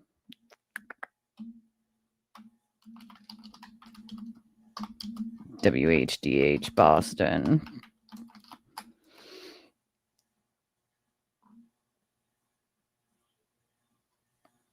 Let me go to their channel and see if anything's live, but I don't see anything. No, nada. We got nada there. Nothing. I mean, I agree, but at the same time, I think there's a reason why they don't, because you're kind of damned if you do, damned if you don't. Ooh, that's spooky. Do you ever get like weird shit that happens in your house, LA Connection? I'm into like ghost stuff. It fascinates me because I saw something obviously once upon a time that I never thought that I would see. And that made me interested in that kind of stuff. Yeah, I know, but I still can't. I literally can't. Yes, exactly. Of course it's him speaking. Just spewing nonsense. I mean, it's civil. There's not going to be a gag order for a civil case. There just isn't, unfortunately, Michael. It's just not. Well, that's kind of cool. Oh, God, I don't want to. I don't like him. I can't. I don't. I literally can't. Well, let's see what. Oh, he's talking, dude. Come on. Tell me he's not talking. You lied to me. So it's a whole change in tactic, right? I think we're a little offensive during the criminal trial. I need a pull back. Yeah, no, so hang on. Y'all didn't even let her get a blocking back. Okay. We can move quicker. One second. What an affirmative claim is. It's an an affirmative claim against a third party individual. That's exactly what we intend to bring. But the idea is to Yeah, get good them luck. combined to save the Good court luck. time and money. All the same individuals are involved. So that's exactly right. It's a matter of judicial economy. You know, Can you respond to the fact that the judge said it might take longer if you do this? You have all these. Well, of course, because it becomes a bigger case, more voluminous, right? It's a bigger case with more claims. That's exactly what, please. that's what this case calls for. How about I The- determine the, who? the days of Karen Reed being on the defense are over, right? That's what. No, that's she's what a started today. defendant, What sir. do you think about what We're what do you think of the judge saying, trying to resolve this? Can you resolve this out of every court? single civil case should at least have that on the table. The civil cases are built and designed to be resolved if they can be. We'll see. Was We'll you, see. It was, depends on I how guess the thing reasonable is, the other ti- was the that other something that side you is. guys would like to do though? I mean, Say it again. was that something that you guys would like to do? Or do you want, you seem to want to make a point? So, Anytime there is a civil case, look, civil cases are not about making a point. They're about trying to seek the truth, right? But And you that's are, what aren't Karen's you? gonna Trying to do make a point, with sir. this civil case. We're going to try to get the truth out there. But like I said, the days of her being on the defensive, those days are over. so you still And consider, everything- you still consider a settlement then? Everything that you heard in there was basically parroted. Every single word that you heard in there was basically they're parroted confused. right from Michael Morrissey, right from the prosecutions. They lifted it right off the prosecution's closing argument. And maybe somebody should check the The tapes. truth. Because last time I checked, those arguments were put forward in front of a jury, and the jury spoke very, very loudly. Not guilty, and not just The not first guilty. The jury's jurors 9 were of them asked said guilty, innocent. so Those claims are false. and No, they were proven false. not and they will guilty be isn't proven false innocent. again. There's no such thing, But sir. in terms of what you just asked, should this case be resolved? We're always open to resolution. We'll see. We'll see. It depends on how reasonable the other side is. It Damon, depends. Damon, did you want to say That's what he anything? really I mean, you've means. been sort of point person on this, or? Well, Ellen did this all that's in its perfect way, so. I can't. You know. I can't take it. I can't listen to him. I can't. It's nonsensical. What he really means in that mumbo jumbo salad that he just friggin' said, realistically, was, well, we'll see how hard the judge is. And if the judge ain't that hard, well, you know, then we'll go for it. If not, we're going to try to settle. Because realistically, if he wasn't going to even think about settling at all, I would have been like, no, we're not going to settle at all. Not even a little bit. Because she's didn't do it, right? The gaslighting, the showboating. While actually the hearing was happening, I did get one donation. Thank you, Janet. I appreciate you. She sends a $25 donation. I appreciate you, my friend, very, very much. Thank you, thank you. If you'd like to donate to the channel and help support us and our very teeny tiny little channel trying to grow, you can do so one of a bunch of different ways. We have Venmo, Cash App, PayPal, Revolut, Chime. There's a link in the chat at the top. You can click on that. You can use credit or debit. You can get a membership. You can do a super chat or super sticker. Your best ways are these ways, because these ways, like, you know, YouTube doesn't take their cut, and it doesn't take like over a month to get to me, because that's the bane of the existence of YouTubers, which is waiting for YouTube to give it to you a month later, and after they take their cut, of course. So the best options are always Venmo, PayPal, Cash App, Revolut, Chime, or links, any of the links that any creator that you watch has. Those are always better because they go straight to the creator. But we do, for those of you who have iPhones, have this little QR code at the top here. So you can now get a membership at the channel with the, my alarm. That was to remind me of something. And I reminded myself a couple minutes ago. That's why I got up. Well, Plymouth County is different. It's not the same. It's not the same as Norfolk County, you know? It just, I mean, here's the thing. The judge, the only thing that I've heard about this judge is that he's fair, but I also heard that he's not going to allow stuff like Canoni did. He's not going to allow sort of and I think that they can already gauge that, right? It is normal for a judge to say, listen, can you try to come to some resolution? The court would prefer that you come to a resolution because it also wastes time and energy for the court, right? They have plenty of other cases coming in. There's no lack of constant cases. So if they can avoid a lengthy trial on a complex issue and you can come to a resolution, they're all for it. So that is normal. Usually they ask you to at least try mediation. But remember, Karen and Aiden, for that matter, are both under active investigation criminally right now. So we don't know what's going to come from that. You know, we really don't have any idea what's going to come from that.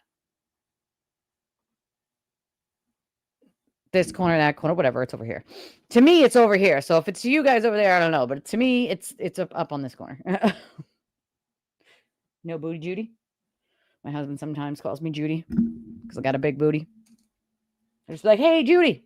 I go, that's me. It makes no sense to me. Like, why are you flying back and forth from LA? And then like, oh, we would prefer in person. Of course you would. There's only one reason to prefer being in person, and it's to grandstand. It's for the cameras. That's what it's for. Because if it's on Zoom, then it's not being streamed by a camera crew, usually, right? Then it's just on Zoom.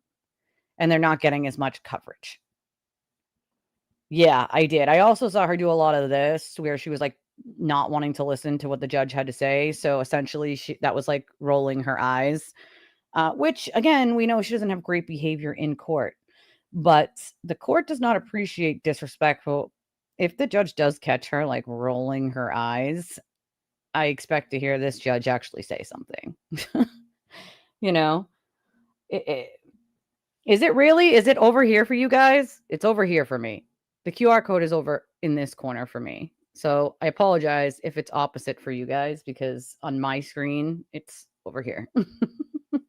So from now on, I guess I will point this way. It's over there. My bad. I didn't realize you guys were opposite.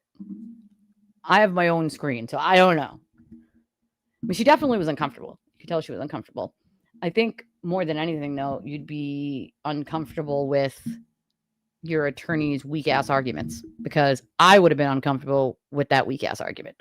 Listen, if you're going to want a motion to dismiss, I mean, you better make it good. Is it really? Yeah, see? No, not for me. For me, it's over here. It's all the way over here. I'm on the complete opposite side of my screen.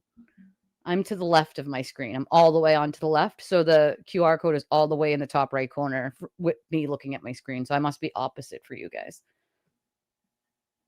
Well, now I know, right? now I know you guys only see it over here. For me, it's over here. Interesting. Okay, so I can just say here, like up here. It's up here. No, she was definitely not happy. I do want to know, where the hell did you get that attorney from, dude? Like, just saying, the one that spoke. Like, where does the guy come from? Is he supposed to be good? Because he didn't do so hot. He did not do so hot, in my opinion. It was a weak argument. It really, really was. I mean, if you're going to motion to dismiss it, you better have a damn good reason. That is not a damn good reason. You cannot argue that because they didn't see him minutes after the accident, it's not emotional distress, intentional emotional distress. You can't say, oh, within minutes it is, but within hours it's not. That argument just doesn't hold any weight. The law does not differentiate between how long it has to be for it to be emotional distress and the emotional distress that Karen caused, knowing that she knew that she hit him. All the things she did from then on caused that family intentional emotional distress, period. You woke up his niece and said he got hit by a plow before anybody even knew he had passed. That is intentional, you know? That is intentional. Sometimes they can. I don't know if it was just a show of like, here's my lawyer. I mean, it's civil, so there's no like jail time involved. So that's kind of how it works. Exactly. I mean, arguably, I could argue the same. You know what I mean? I'd argue the same thing. She ridiculously is still doing this. Why put out all this nonsensical, we want to do this, this, and this, but not actually file the motion for it before you go into court? You don't usually do that. You would talk to the other attorney first. It's good decorum. You would talk to the other attorney first and tell them what you're going to do, right? Do it. But you wouldn't go into a court and just state you're going to do this extravagant thing that, FYI, isn't something that the judge is going to allow, in my opinion, anyway. That's a whole nother suit. You want to do a whole nother suit? That's on you. File a whole nother suit. That is not like you're trying to drag people into being defendants of yours. No, that's not. This is a wrongful death case, and you're trying to use these ridiculous conspiracy theories from your trial in it. It's not. These people have nothing to do with Karen backing that vehicle up. And once again, it's a civil trial. So the burden for the plaintiff in this is just, could she have done it? Is it more reasonable than not that she did? That's the burden. The burden isn't without a reasonable doubt. That's not the burden in a civil case. It's just not, you know? Oh, she definitely wasn't sort of happy without being front and center there and having to sort of sit in the audience. She didn't know what to do with herself. There was a lot of this, a lot of eye movement. She looked very uncomfortable. But yes, performative. It's performative, and that's what it was meant to be. That whole thing was meant to be this performance, and that's what we just saw, a performance. It wasn't a very good performance, but it was a performance, nonetheless. Pretty much. I mean, you need 7 attorneys to do a civil wrongful death suit. That's weird. I mean, it's weird. I'm sorry. Celebrities don't even use 7 attorneys. There's no reason to. You're not going to jail. So, exactly. Imagine a kid, right? 14 freaking years old. 14 at the time, you guys. 14. I'm sorry. 14 years old. Hold on one second.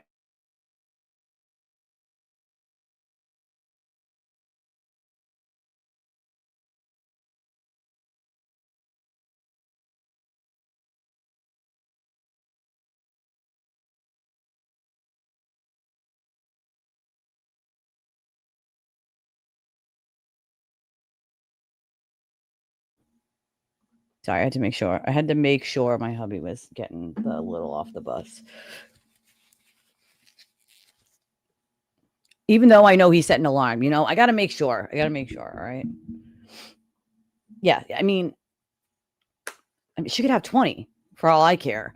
The bottom line is, do I think she's going to win a civil suit? No. It's a hard no from me. No. Right? How many bets on, actually, you know what? Let's just,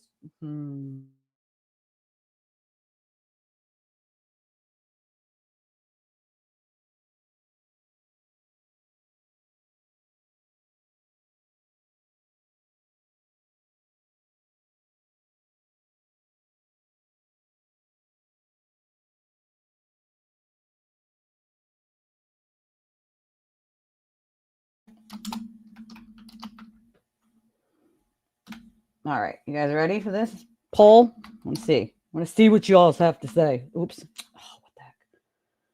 What in the actual hell?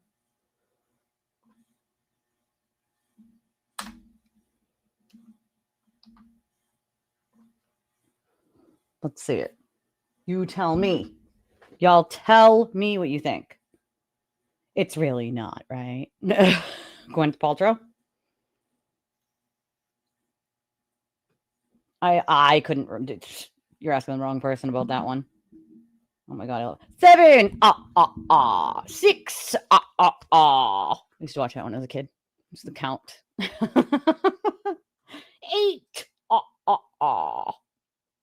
Gotta love Sesame Street. Just saying.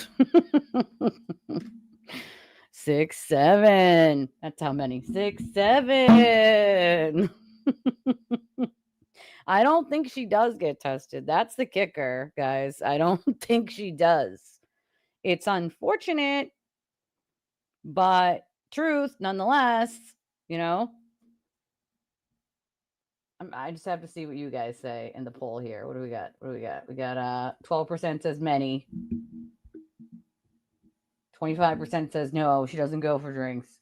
62 says yes right now. That's what it says. I mean, yeah, if you had any sense, but I'm guessing there's not lots of sense. I mean, how much sense can you have to bring 7 lawyers in and still think you're going to win a civil suit? That whole performative action that we just saw was a lot of grandstanding because there's really no leg for them to stand on at the moment. The burden is not the same as a criminal case. It is, could she have, basically, could she have done it? And the answer is yes. So, I mean, it's not without a reasonable doubt. That is not the burden in a civil case. So to me, it's not something that I think that she could ever win. And it would be in her best interest to just settle. It's funny to me that AJ left that open-ended. Yeah, vote in the poll. It is funny to me that he left it open-ended. It was more of a, well, we could always, revisit that instead of just being like hard no on the ever settling, which basically tells me that he knows eventually they probably might have to settle, which is why he reserved that answer to not saying, no, we would never settle, because otherwise you would just say no. If you didn't know eventually you were probably going to have to settle, well, it's exactly it. But, speaking of RICO, Holly, I'm not too sure that maybe that's not what's going on right now. The feds might very well have a RICO case going on when it comes to the turtle and Karen. I mean, they are both under criminal investigation right now that we know of, and it does have to do with the witness intimidation. So if you then link money laundering and you link, conspiracy there to only 2 more people, take a conspiracy.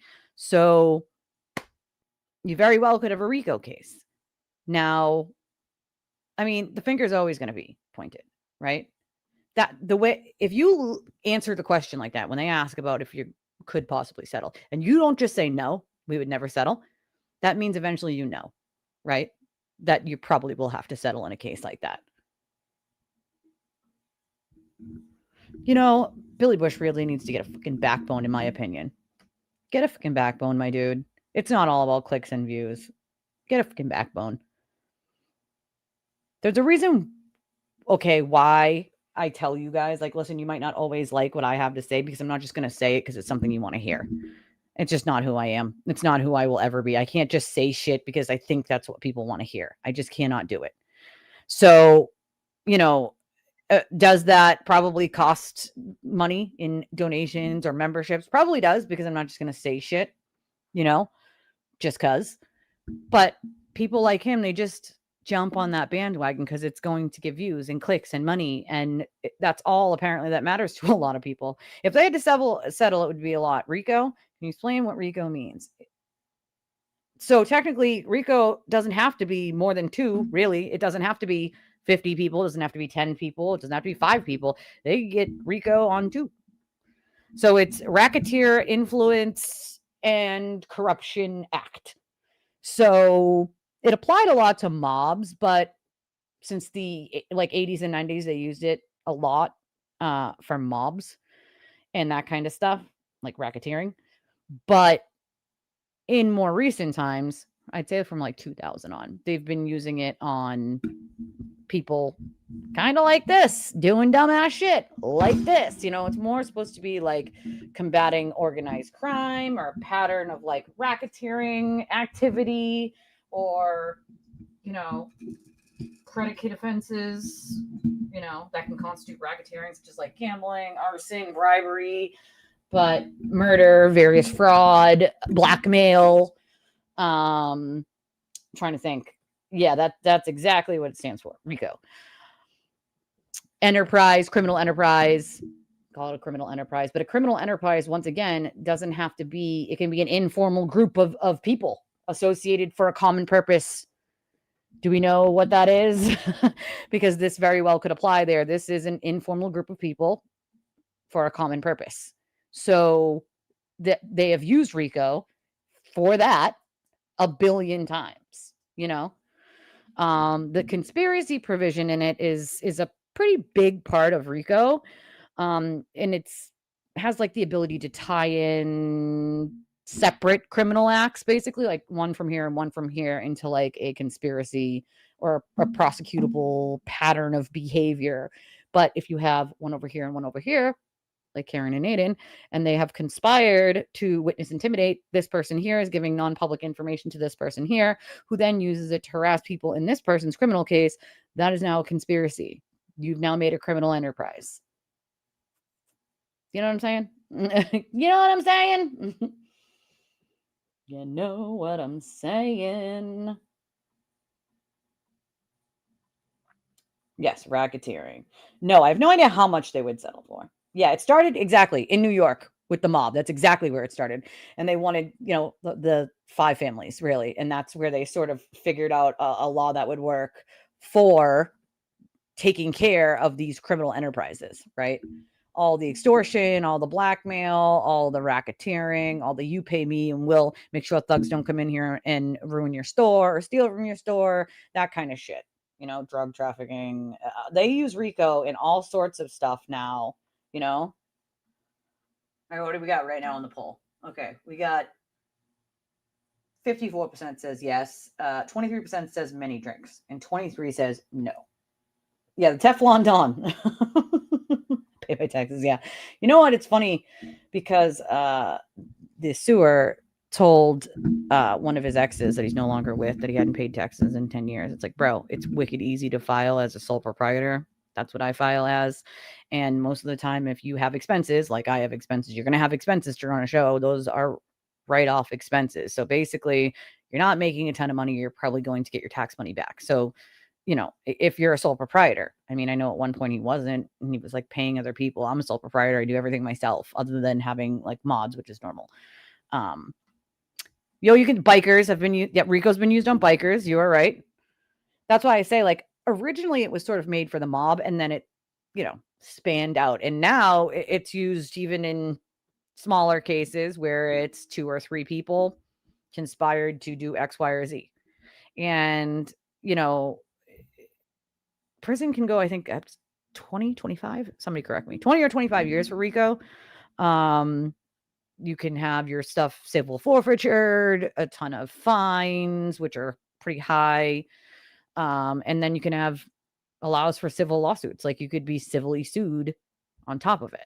So, I mean, really all you got to do is prove that they worked together to intimidate witnesses and made money off of it. And you get RICO. So, I mean, yes, if he included himself in a crime, yes. He doesn't save himself just because he's a lawyer. If he involved himself in a crime, he can be charged just like anyone else. And lawyers have been charged with knowing what they're doing is committing a crime. Yes, they broke up in July, early July, I think it was, or middle July. Middle July. It was after the 4th of July, so it was mid July they broke up. Oh, yeah, I had family that was in the Outlaws way back when. So I feel ya. Yes, that's her name. They broke up mid July-ish. So you never know what falls out of that either. I suspect they just both have dirt on each other at this point. And that's why you're not you're not seeing too much coming from that department, but I don't suspect that it'll stay that way. Well, the problem is there are people literally like fighting each other in this thing behind closed doors. There are people being harassed, threatened, blackmailed. Like I told you guys yesterday on my show, every day I have somebody new in my inbox with, evidence that they bring to me. Like, listen, this is what's happening to me. I am being blackmailed and threatened into silence. People are calling my phone, sending me email, doing all the same things they've done to me for 3 years, but to these people to keep them quiet. And at the point that I spoke with the woman the other day, I think it was Saturday, and I talked to you guys Sunday, there were, I think she said 12 more victims attached to just her. And so that's on top of all of the other ones that I have had come to me. So, I mean, we're talking a lot of people behind closed doors that deal with this sort of keep quiet about what you know about the sewer turtle, because if you don't, you're going to be harassed into oblivion by the minions and the free care and read content creators. And it's funny because some of these content creators who don't live in the state have no idea what they're doing other than when they take the dog whistle and just do it. They don't realize that you are literally helping harm innocent people. They just assume that, these are bad people. They just assume. They're told they're bad people and they're given a reason. So they just take that reason and say, cool, that's it. That must be the reason. They're bad. I'm sorry, but if you're a content creator, you should be doing better anyway, right? Do better. If you're making your content based on harassing other people in their personal lives, that's sad. There's 1,000,000,001 cases or news articles you can go over with your audience. You don't need to be using, oh, this person got called out on Twitter by the social, so we got to do a whole stream about them. That's not normal. That's not normal behavior, right? Exactly. Make your own. Don't take someone else's opinion and be like, that's my opinion now. What they said. We're all grown adults. It's time to take your own opinions, make your own decisions, right? Make your own decisions. Casey, thank you. I just saw your PayPal, $6.46. Thank you, Casey. I appreciate you, my friend. I appreciate you. I have one other one from Venmo. Oh, thank you. It's a $20 Venmo, and it says, I enjoy your channel. It cuts it off, so I have to go to actual Venmo because that was an email. Sometimes I just keep my email open because the email is actually giving me alerts, and stupid Venmo and Cash App are not these days for some reason. I'm not really sure why. Until I open it itself, it's not giving me the actual. I'm going to have to figure out why. Probably because I don't have a lot of memory left on my phone. It's an older phone, so I really need a new one from SoCal. Thank you. I appreciate you and your $20 donation. Thank you. I don't want to throw your name out there, SoCal, so we'll just say it's from SoCal. You know, people ask me all the time if they can donate and just remain anonymous. Absolutely, you can, because there's a lot of you that watch. Like currently, there's 244 of you watching on X right now. There's only 40 of you on YouTube, but there's 244 of you watching me from Twitter. Or X. I don't like calling it X. It'll forever be Twitter, Elon. Okay. You ruined it. It's Twitter. It'll never be anything but Twitter. It's freaking Twitter. All right. So, but yes, some of you absolutely can donate and remain anonymous. You just write, if it's Venmo or if it's PayPal, you just write A or ANON, and I'll know to just say from anonymous. And if it's Cash App, I tell people to just use the little silly face with the money tongue, and I'll know that you don't want your name read, and it'll just be anonymous. The other thing, like the link itself, the link I have that's in chat that you can click on to donate, that also has a box that you can write in. So you can write ANON as in anonymous, and I'll just read your name as anonymous too. Girl, listen, I have no control. It's automatic. YouTube chooses when those ads go in. You can yell at YouTube. It's not my fault. It's not my fault. It's not my fault. That's YouTube. It's automatic. So for my channel, they just automatically insert the ads wherever. We are going to be covering, obviously, the Brian Walsh case, and that is something that is coming fast. Also, I don't know how many of you guys heard about this singer who's had a body found in his Tesla that had been missing. It was a younger girl. I think she was 13, 14. His name was David, and it was like D4, like as the A, VID, and so that's being looked into right now, and they found her body in the trunk of his Tesla, and they think that they were dating, and yeah, it's bad. It's bad. I guess she had been there for a lot of months. Let me see if I can pull it up real quick for you guys, because this is like a wild story, and it's something I have been seeing all over the place, and I kind of was like, looking into it, and I'm like, this is crazy. This is absolutely freaking insane. So he canceled his entire Europe and UK tour after the body of this teenage girl was found in his freaking Tesla. Okay, now I don't know in what freaking world. Come on now. All right, let's see. Okay, so it's right here. It says that he completely, why did he just do that? For the love of God, why? All right. So this is him. This is the guy. Okay. Well, I would assume he probably did know the car was gone. It wasn't like in his driveway. They found the car, like it was missing. Like, you know what I mean? They found it. So let's see. It says, as they continue to investigate the discovery of a body in his car after the body was missing, teenager Celeste Rivera, 15, who was found by Los Angeles police at an impound So an impound lot, that's where the car was. Last week, it's been reported that a home linked to the U.S. singer was also searched for blood evidence. The police have stated that he was 20-year-old named David Anthony Burke is fully cooperating with the investigation. Burke was meant to perform 2 final shows in the U.S. in San Francisco and Los Angeles, as well as a show at the LA Grammy Museum on September 24th. So this, I assume, would be her. And again, it's not clear.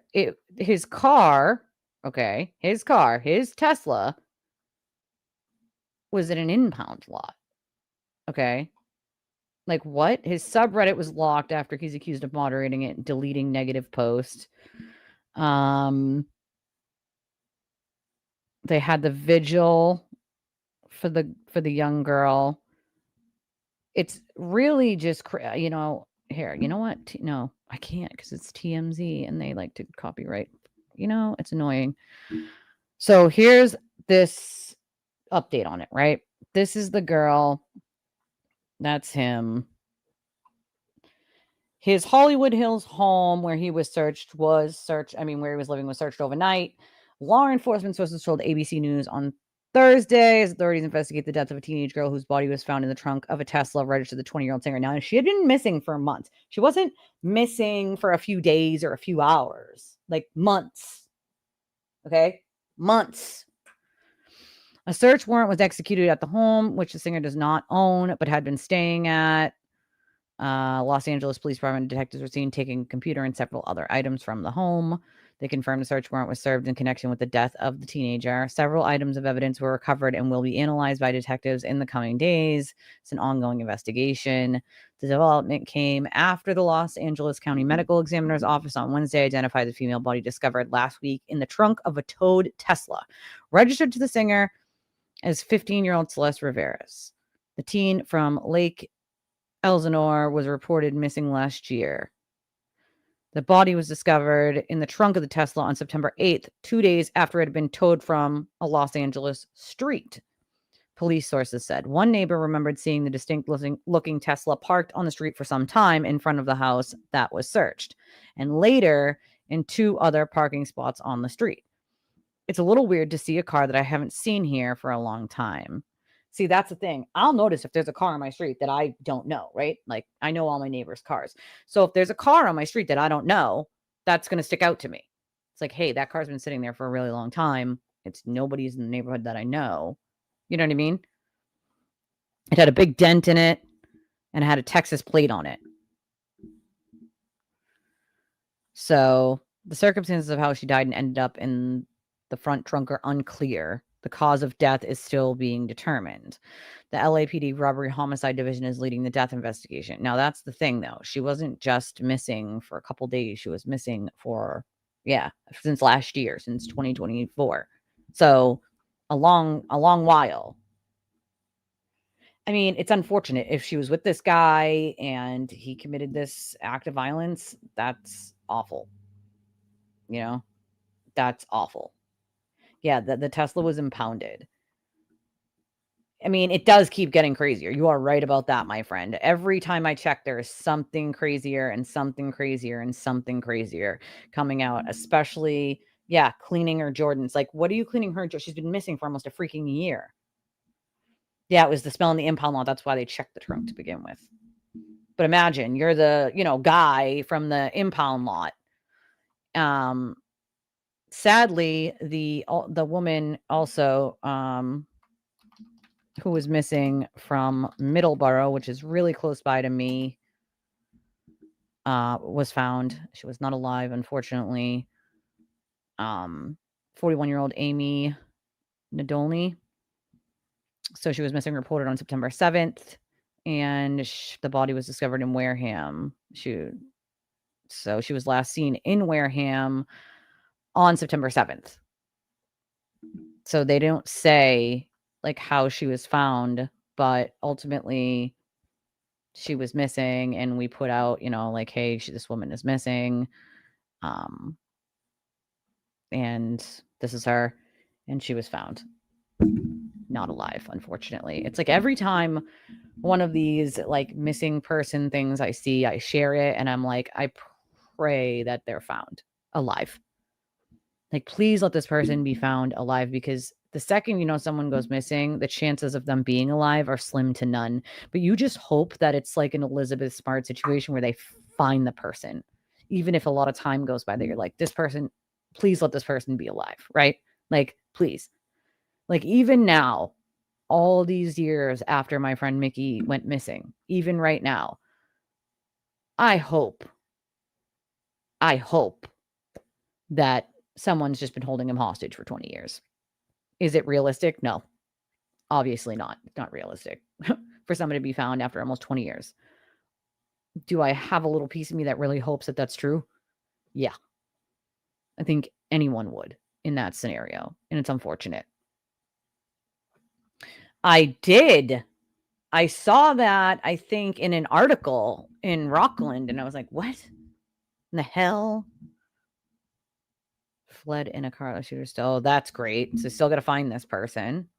I mean, that's the other thing that scares me. Some of these people that flee and that aren't found for weeks, months, you know, they just disappear, and you're like, that person is out there. Who's the next person they're gonna try to harm?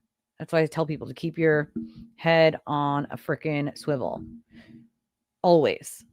You don't want to imagine the smell. It's I've been told by officers that it's like one of those smells that you'll never get out of your nose. It's like trash times 100, and it's just so distinct that you will never forget what it smells like, ever.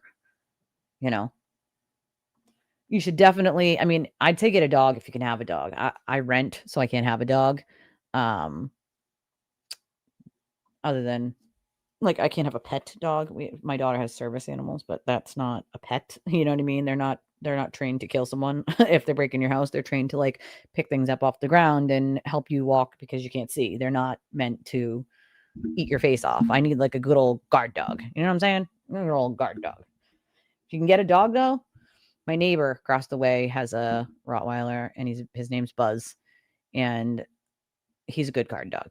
If you break into that house, Lord help you. Lord help you if you break into that house. And she's got 4 kids, so it's nice and secure to know that your dog's going to bark if someone's even attempting to come into your home.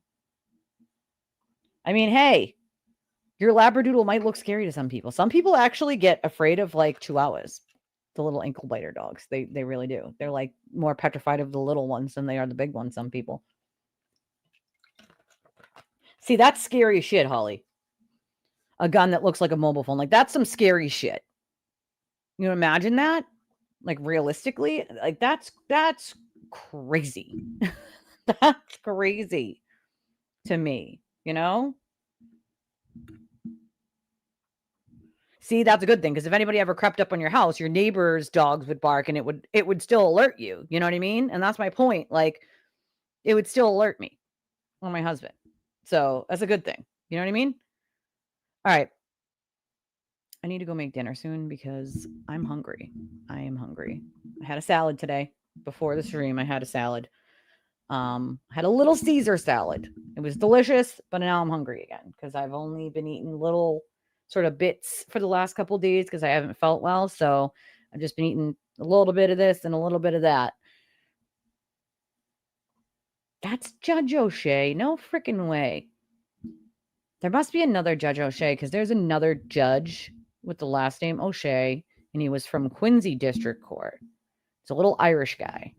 I wonder if they're related, because that doesn't look, maybe it's the son of the other Judge O'Shea. I would really like to know.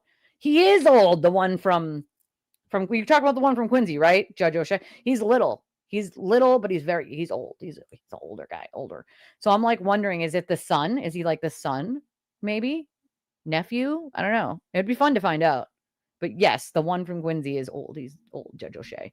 But he's a joker. He's kind of funny. I'm not going to lie. He makes these really, like, quick one-line jokes, and the whole court laughs. I mean, the guy is a riot, but he also can be very, very stern.